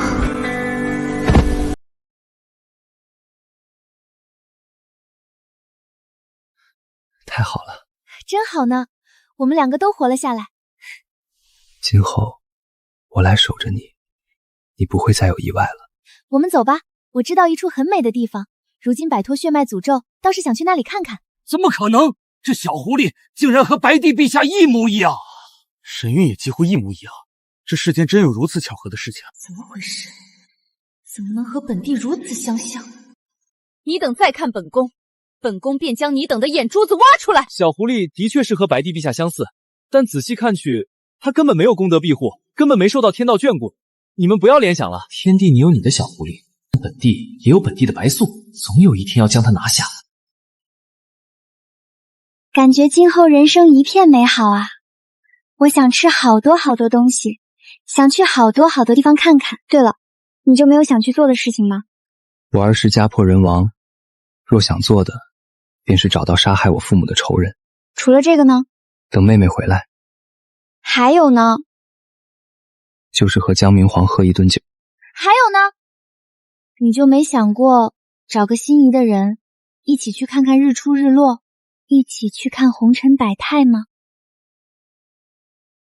这就是你心心念念的地方。是啊，当初我途经这里，血脉诅咒发作，疼痛难忍，心生死志。可看到这些美景，就想着天下有那么多美丽的地方，我都还没见过呢，怎么能寻死呢？以后还会去更多更美的地方。怎么了？你会忘记我吗？怎么会？等我报了父母的仇，我便陪着你，想去哪里就去哪里。真好呢。这个送给你，你要保管好哦。小五，小五，小五，小五，小五不辞而别了，我早该想到的。明明那日我察觉到了他的异常。如果所料不错的话，小狐狸的这次不辞而别，很可能就是他陨落的缘由。是啊，我还在想，小狐狸都已经解决掉了血脉诅咒，后面怎么可能没有跟随在天帝身边？这只小狐狸的命运也实在是太悲惨了。难以想象，当得知小狐狸死去的时候，天帝会多么悲痛。不管怎么说，也不是天帝性情大变、屠戮众生的理由。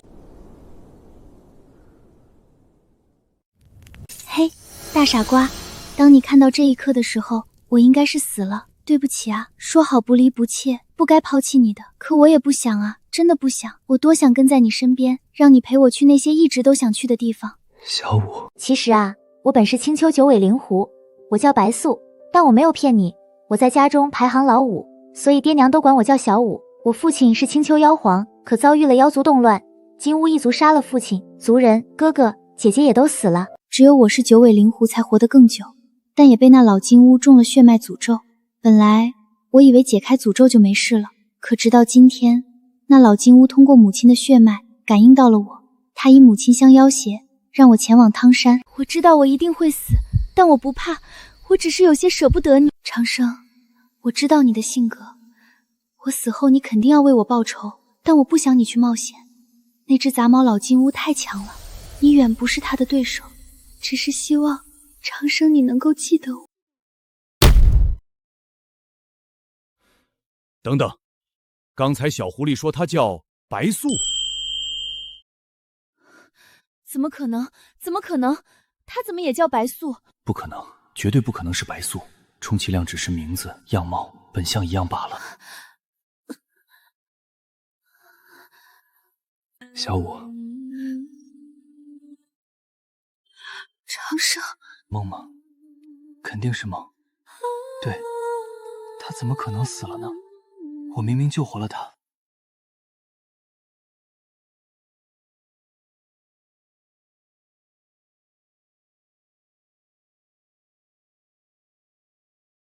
此去斩地。天帝怎么敢的？那个时候，他所需要面对的可是一尊大帝呀！大帝超脱诸世，游历时空长河，哪怕一个眼神，便足以让无量生灵点血。这个时候的天帝，哪怕能抗衡至尊，但在大帝面前，依旧和蝼蚁无异啊！面对一尊大帝，天帝他最终到底是如何活下来的？小狐狸本是妖族公主，她一生本该顺利，可就是这些人的反叛，让她命运悲凉凄惨，所有人都该死。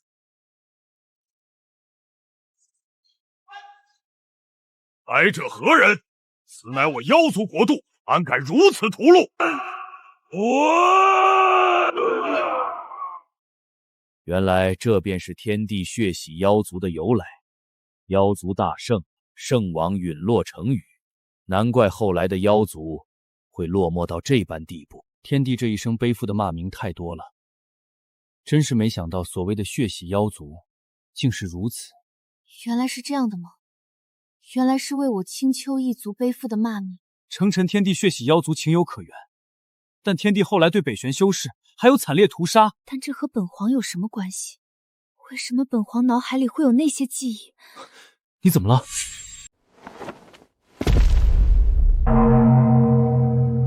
请金乌大帝赴死！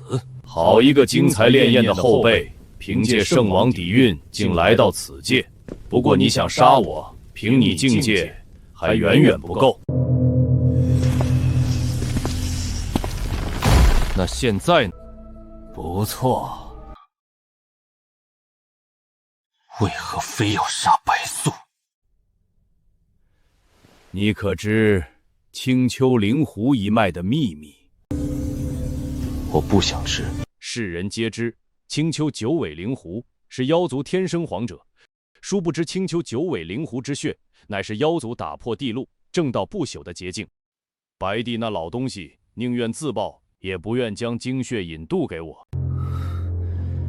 所以这就是你不肯放过他的理由。没办法，本帝也不想赶尽杀绝，但谁让那只小白狐是天地间最后一只青丘九尾灵狐呢？今日我要让金乌一族从这世间除名。凭你，可还不配？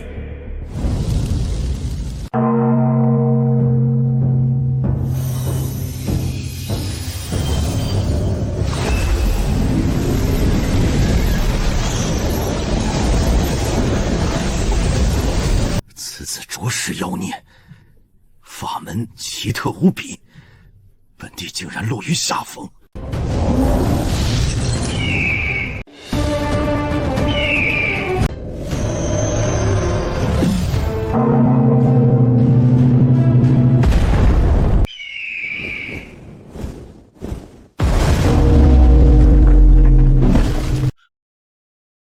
你从何而得的地气？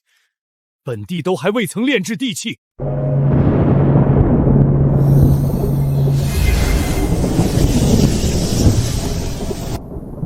请金乌大帝赴死。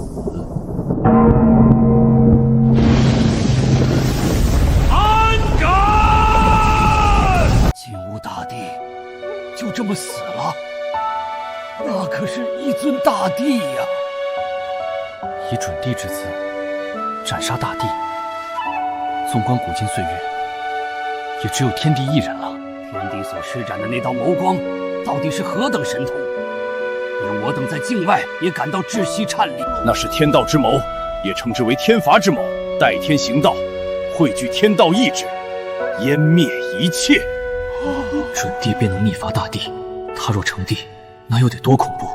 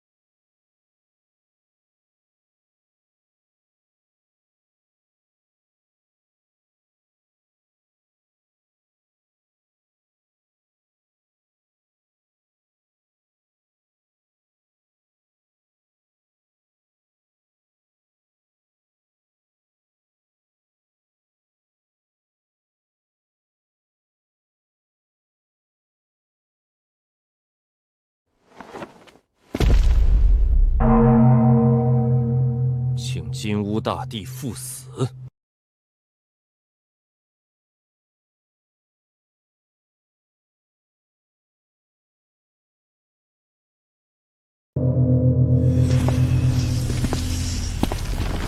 那现在呢？不错，为何非要杀白素？你可知青丘灵狐一脉的秘密？我不想知。世人皆知青丘九尾灵狐是妖族天生皇者，殊不知青丘九尾灵狐之血乃是妖族打破地路、正道不小的捷径。白帝那老东西宁愿自爆，也不愿将精血以渡给我。所以这就是你不肯放过他的理由。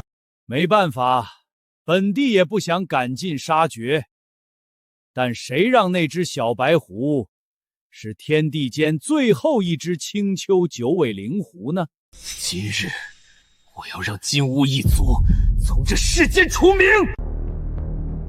凭你，可还不配？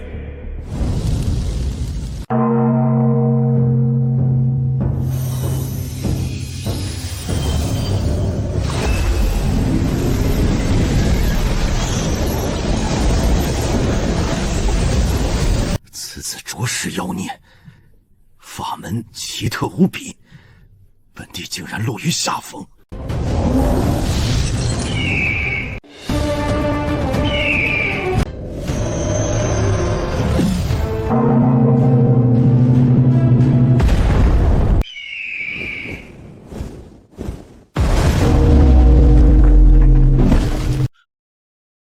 你从何而得的地气？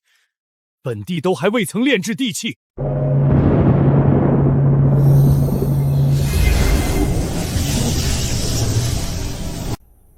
请金乌大帝赴死。安敢！金乌大帝就这么死了？那可是一尊大帝呀！以准帝之姿斩杀大帝，纵观古今岁月，也只有天帝一人了。天帝所施展的那道眸光，到底是何等神通？连我等在境外也感到窒息颤栗。那是天道之谋，也称之为天罚之谋。代天行道，汇聚天道意志，湮灭一切。准帝便能逆伐大帝，他若成帝，那又得多恐怖！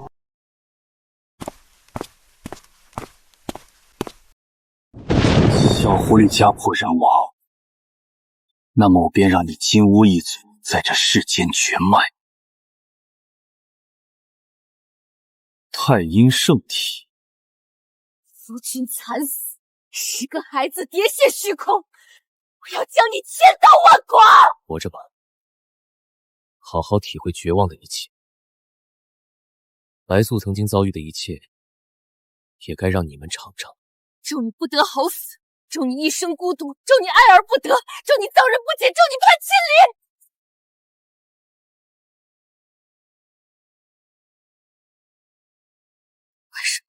为什么明明是姐夫错了，你还要随他而去？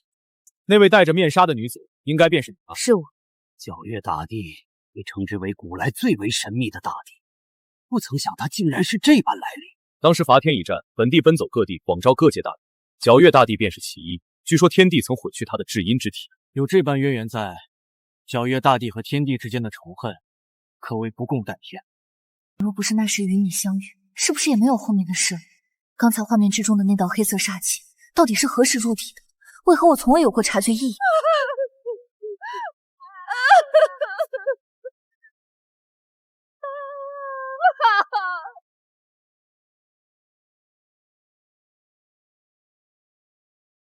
母亲？怎么会是母亲？一样的容貌，一样的弧身。不，绝不可能是妖皇陛下。那个白素已经死了，妖皇陛下还好端端活在这里。可这一切又该如何解释呢？其实到头来，小狐狸就是妖皇白素。来了。你知道我要来。小五说过，他死后可能会有个傻子来找他的，应该你就是那个傻子吧？他才是那个傻子，为什么不早点告诉我？这孩子一生孤苦，好不容易摆脱了血脉诅咒，却因为我落到这般田地，我早该死的，早就该死的。小五曾有遗言，死后以白布遮尸，不要让那个傻子看到他，他要让他的记忆中永远是分别时的他。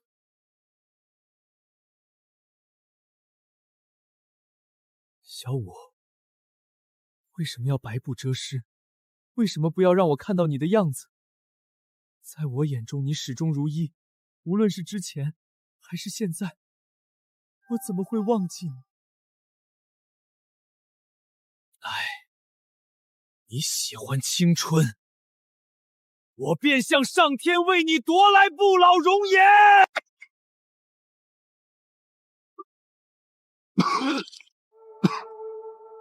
再来。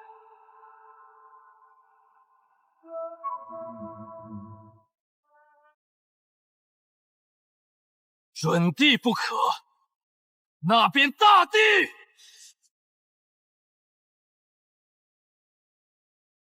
成帝，天帝，竟然这是要成帝！20多岁的大帝，简直惊才绝艳，不可思议。可成帝之后，便能逆火死人了。不成帝，便没有希望。或许，他只是想要试一试。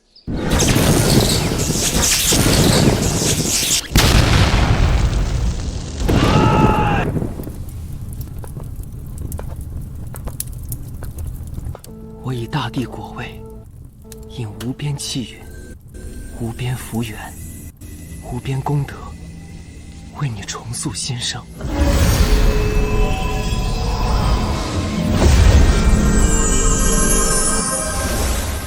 天不怜你，我来。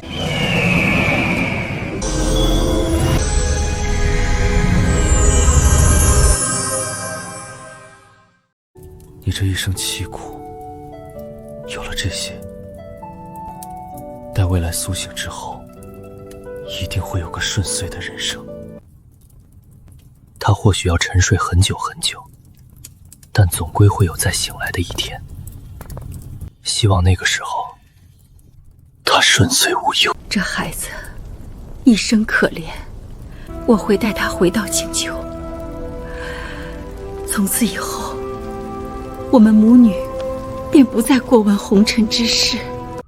我逆了时空长河，撕裂6道轮回，加上金乌大帝陨落因果，西河正妃所降诅咒，这一生注定孤苦。他若再跟我一起，怕是又要重蹈覆辙。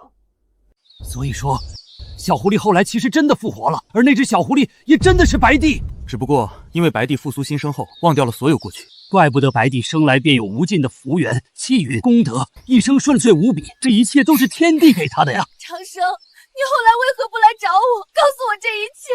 明明我可以为你分担的，我怎么会怕孤苦？白帝莫要伤心，诚然天帝他曾经对你有过真情，可后来他可没少迫害过你。滚！你懂什么？明明我的一切都是他给的，凭什么劝我？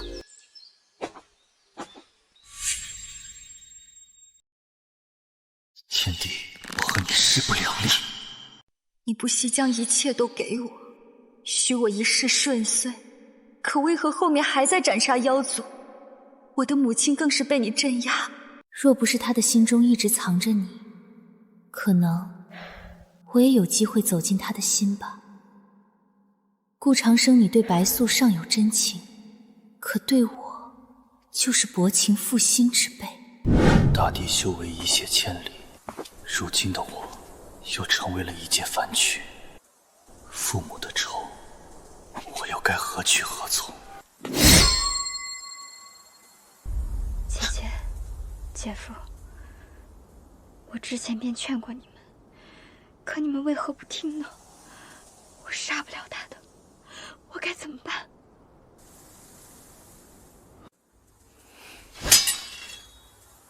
既然你杀了我姐姐和姐夫，索性你连我也一起杀吧。当初我初入凡尘，不谙世事，只知道人间有善恶，人分好坏。我姐姐、姐夫罪有应得，所以我才迟迟对天帝下不去手。皎月大帝性情纯良，赤子心性，何该如此？如此说来，月神和天帝之间的恩怨，是因为他毁了你的至阴圣体。他将我丢在太阳星上，封我修为，镇压了3000年。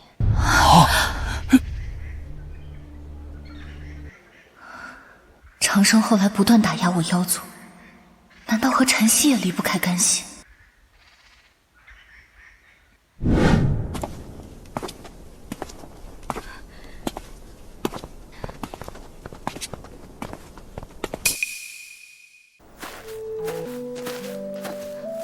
你还要跟我多久？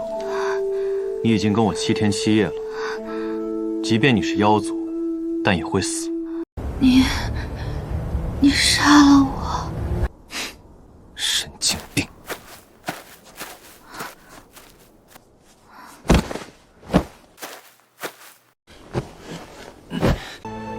你别管我。我和你姐姐的仇已经解决，你也并不想为他们报仇，所以我和你之间没有任何瓜葛，也没有仇怨。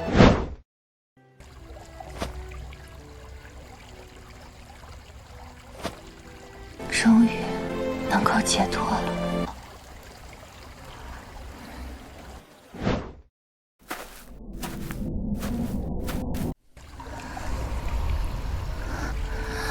你怎么又回来了？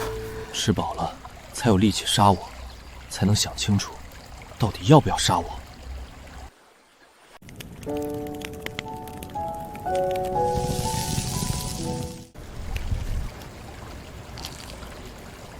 怎么样？还可以。我之前可是给某个家伙烤了很久的肉。你要去哪里？看人间。天帝他自挖根骨，毁了道基，自毁剑心，破了道胎，连天道修为也一去不复返。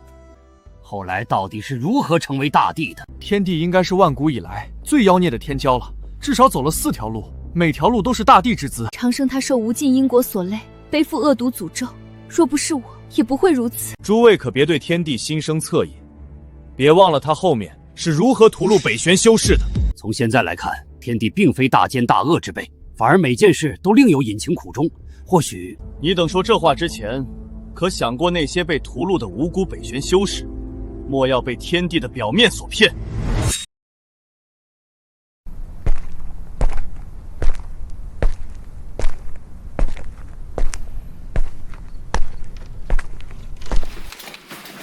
回来了。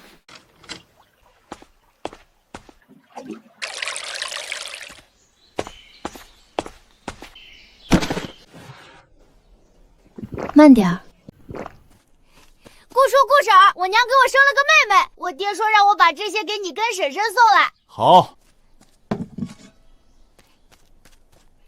对了，姑叔，我爹还说了，让你跟婶婶明晚去家里吃酒。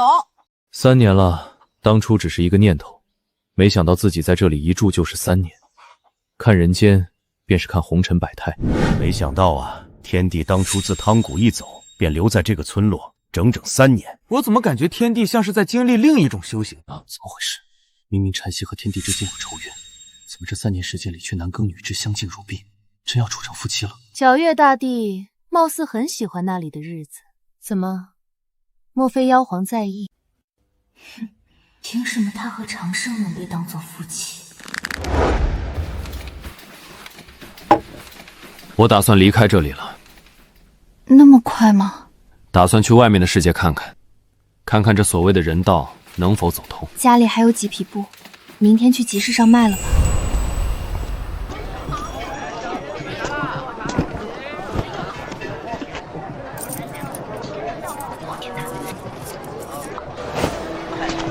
小哥，你家娘子这般俊俏，不如买下这根簪子送给你家娘子。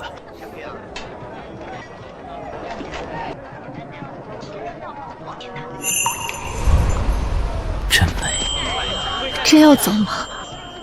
始于村子，那便终于村子。你我分别，便在那里分别吧。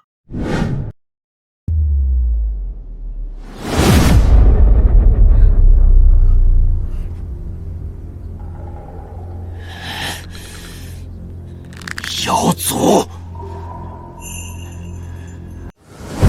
找你许久了，没想到你流落到这番田地。是你屠了村子。当年你闯汤谷，杀我妖族无数，今日屠戮村落，那又如何？今日你修为尽废，我便要杀了你，为我妖族报仇。是你？为什么？你为什么要救他？难道你忘了大帝和帝后是怎么死的？那是姐夫。姐姐罪有应得，已经对他动了情。妖族的叛徒，今日便朕杀了他。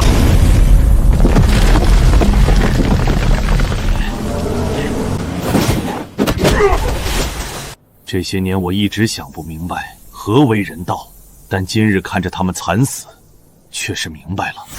所谓人，便是生生不息，薪火永存。今日，我便凝聚人间之意，以人间之剑斩你！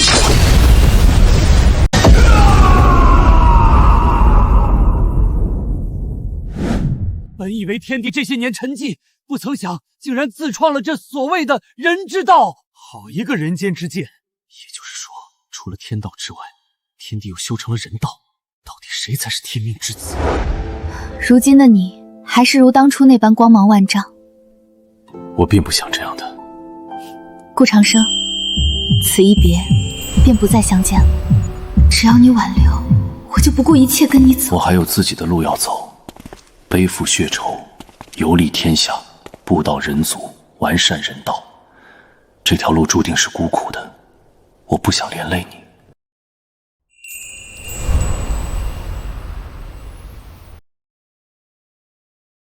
这方天地万族争锋，人族传弱。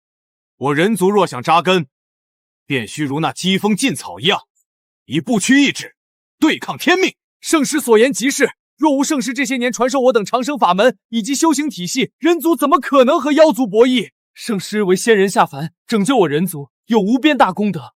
今日圣师与我人族祖庭首阳山布道讲学，是我为人族之幸啊！这3年，天帝一直在为人族做事，所做之事更是不图名利和回报，甚至有了无数追随者，可谓不辞辛劳，不畏艰苦。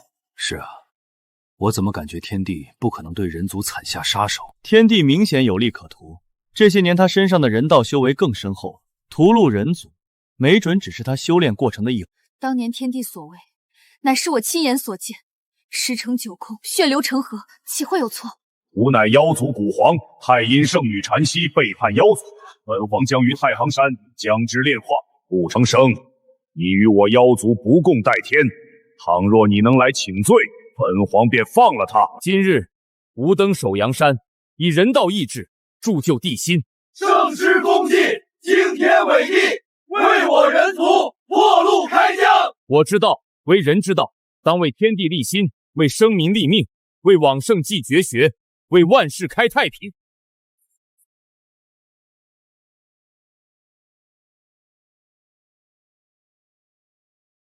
今日吾故长生，正人道，人之道，意志不灭，心火永存。人族孱弱，如同蝼蚁，可今日之后，当凝聚人族意志，天行健，自强不息，与天地与万族博弈。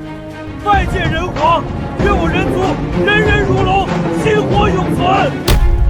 人人如龙，心火永存。好一个人人如龙，心火永存！天帝于上古时期为人族开路拓道，这般大意志、大宏愿，当受后世众生崇拜仰望。你等不觉得天帝很虚伪吗？前脚为人族赐下大道真言，后脚就大肆屠戮人族。天帝以人道气运为根基，按理来讲，不可能说屠戮人族，这无异于自毁根基。其中是不是有什么隐情？莫非你等觉得皎月大帝撒谎，亦或者曾经亲眼目睹那些残景修士在冤枉天帝？顾长生，你敢！若你踏出那一步，本皇便立即将禅息镇杀。半步大地足矣，我已于世间无敌，杀你如灭蝼蚁。今日吾以人皇印镇压我人族气运，愿我人族亘古长存，薪火永恒。为了太阴圣女禅息，天帝又放弃了成帝，甚至连人皇印这件仙器也舍弃了，只为在未来的大势之争中，让人族有一席之地。不得不说，长生对人族、对禅息已经足够好，没得说了。这该死的天帝，到底什么时候才屠戮人族，招惹众怒？天帝杀人乃月神亲眼所见，月神不可能会诓骗我等，对吧，月神？爹姐，顾长生，想不到你真敢来！我妖族万古底蕴被你这厮倾荡一空，今日本皇便以你之血祭我妖族无数英魂。这便是半步不朽吗？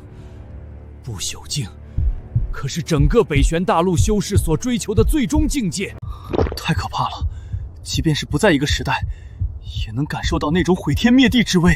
这应该是那个时代妖族最恐怖的底蕴了。这是我未曾见过的大敌，在其面前，大地也好似蝼蚁。那天帝，他是如何战胜这位妖族古皇的？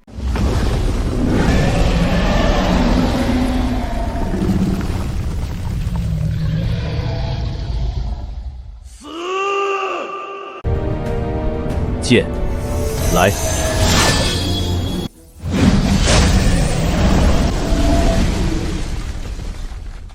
不敢想象，一尊半步不朽的存在，竟被天帝一剑斩了。若是天帝晋升大帝境界，不知又会有多恐怖。天帝多次放弃大帝果位，或许他后面便再没证到大帝。也就是说，当初我等集结诸多大帝讨伐地宫的时候，天帝或许还没有成就大帝。以天帝之妖孽和恐怖，会不会直接掀翻青铜古境，冲出来大杀四方？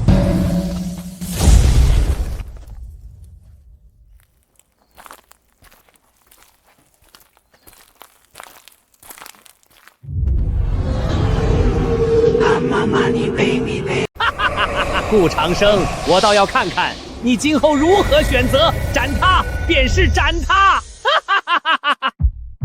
长息身上发生了什么？为何没有任何异常？这诅咒是何意思？斩他便是斩他。那位妖族古皇对月神做了什么？我也不知，我从未感觉到身体有异样。那时我陷入沉睡，只知道被一位妖族古皇镇压。等我苏醒后，才知天帝他救了我。你等可还记得，当初在扶桑殿内，羲和正妃自焚之际，便有一道类似煞气冲入月神体内。当时是有这么一道煞气，可和那位妖族古皇有何关系？我差点以为要见不到你。今后的路，我陪你一起走吧。那你不许再离开我了。后面我会在守藏山隐居，参悟人道。那日放弃了正道成帝、极尽升华的机会，但我总感觉差那么一点。这万古以来的混乱时代，人族如今终于得以安稳繁衍生息。他终究还是离去了，血仇和感情纠缠，也并不是那么容易放下。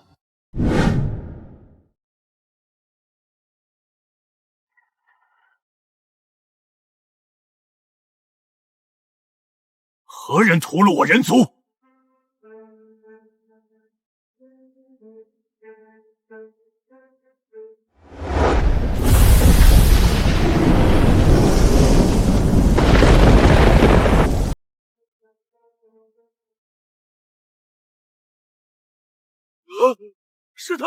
是他屠了整个城池！我等收到传讯，说人皇在无故屠戮人族，我等起先还不信，想不到还真是你！你为何要这么做？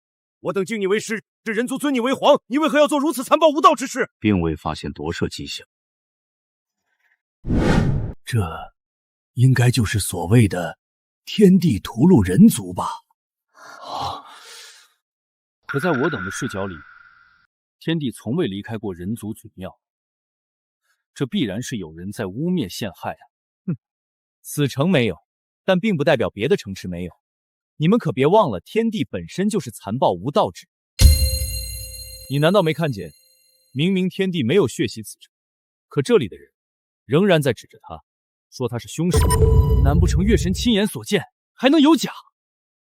此城之事，我的确不知。不过当年天帝血洗人族疆域，身后伏尸百万，我确实亲眼目睹。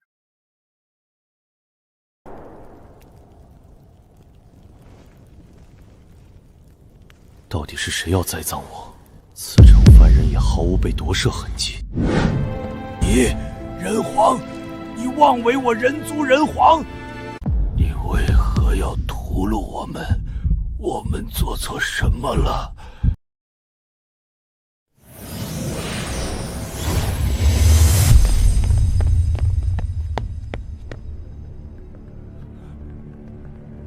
人皇，当真是你！我等听到风声时还有所不信，如今想来，你的实力无双，镇守九州，其余种族不敢逾越颁布。我人族遭此大难，除了你，还能是谁？亏我等修士同胞，还对你如此爱戴。人皇血洗人间了，快逃啊！人皇血洗人间！天帝绝对是被人嫁祸了。当初天帝并未血洗人间，甚至于都没有澄清过。到底是何原因，让他背负了万古骂名？哼，有没有可能，这场血洗人族的浩劫，根本就是天帝默许，甚至可能是他在背后推动的？不然他为何不去解释澄清？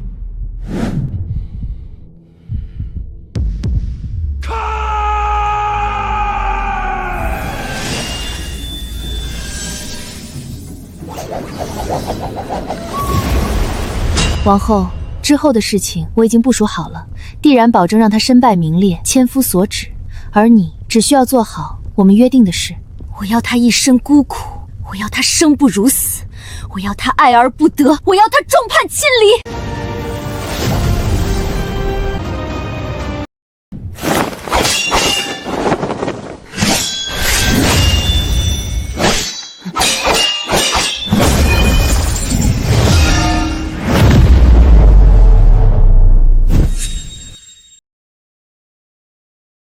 为何月神会出现在那里，还被尊称为王后？好像这一切，我有点懂了。不可能，不可能！怎么会是我？我怎么会不记得？这一刻，许多真相其实已经明了。你等莫非以为那根狐狸尾巴是从本宫身上斩落的不成？天地一剑可杀半步不朽，即便隔着岁月长河，那一剑威能也能斩大地。这世间的狐族强者能有几尊？反正不可能是本宫。那会不会是白帝母亲呢？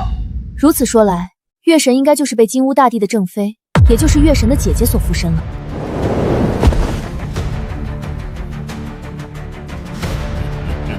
顾长生，我说过，要让你生不如死，一生孤苦，让你爱而不得，让你遭人不起，让你众叛亲离。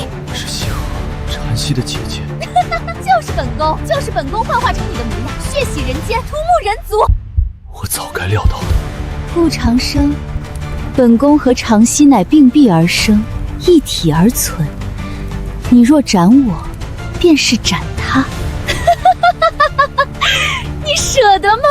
你能奈我何？斩我便是斩他。此前那位妖族古皇也曾说过这话。所以说此局早在一开始就已经布下了。这一切的骂名和罪恶，都是天帝替你背负了。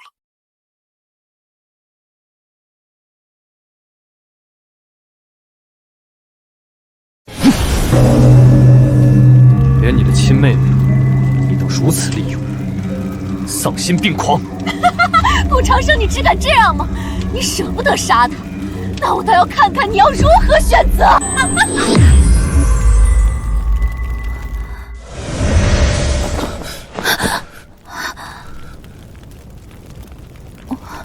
头好疼，发生了什么？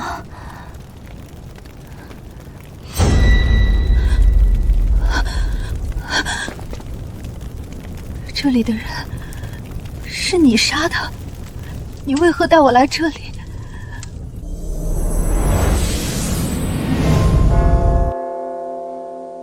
所以，这便是月神所看到的天地血洗人族的真相。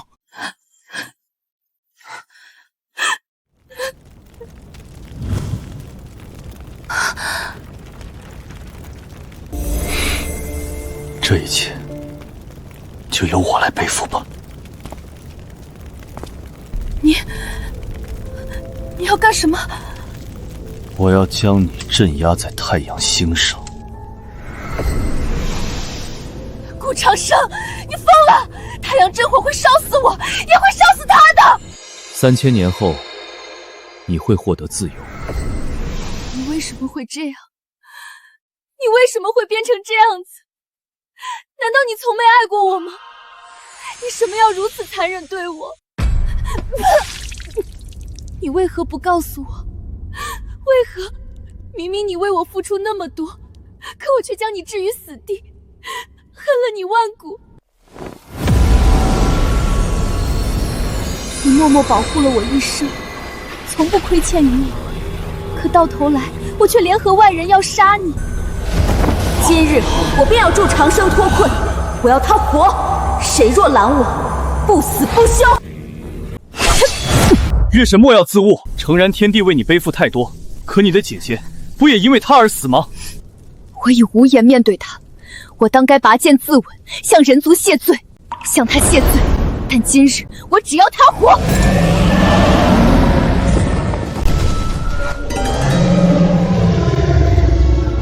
我有今日一切，也是长生给我的。今日我也要他活。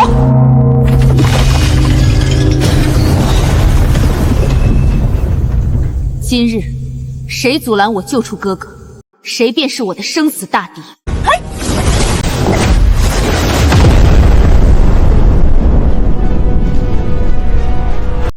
事到如今，天帝所表现的重情重义，和我所知一样。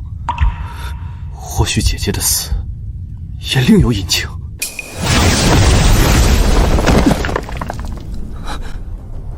你们疯了！好不容易将天帝给镇压，你们若是将他给放出，你们都将是3界的罪人。我不管，今日我便要放出长生。怎么可能？青铜古镜在抗拒我等，不要我等靠近。难不成青铜古镜还有自我意志不成？他在阻拦我们。好一件无上仙气，看来任凭天地道行通天，也不可能脱困。你们直到现在还看不出来吗？师尊并不愿意出来。看看你们的嘴脸，你们也配得到师尊的爱。不错不错，师尊为你挖去仙骨，为你延续仙路，没有他哪来的你？他待你如近亲，可你呢？师尊他为你血屠万灵，为救你横渡雷海，废了大地道宝，许你顺遂一生，你是如何对他的？我最讨厌的就是你，永远一副人畜无害的弱女子模样。师尊为你背负众生辱骂，你又对他做了什么？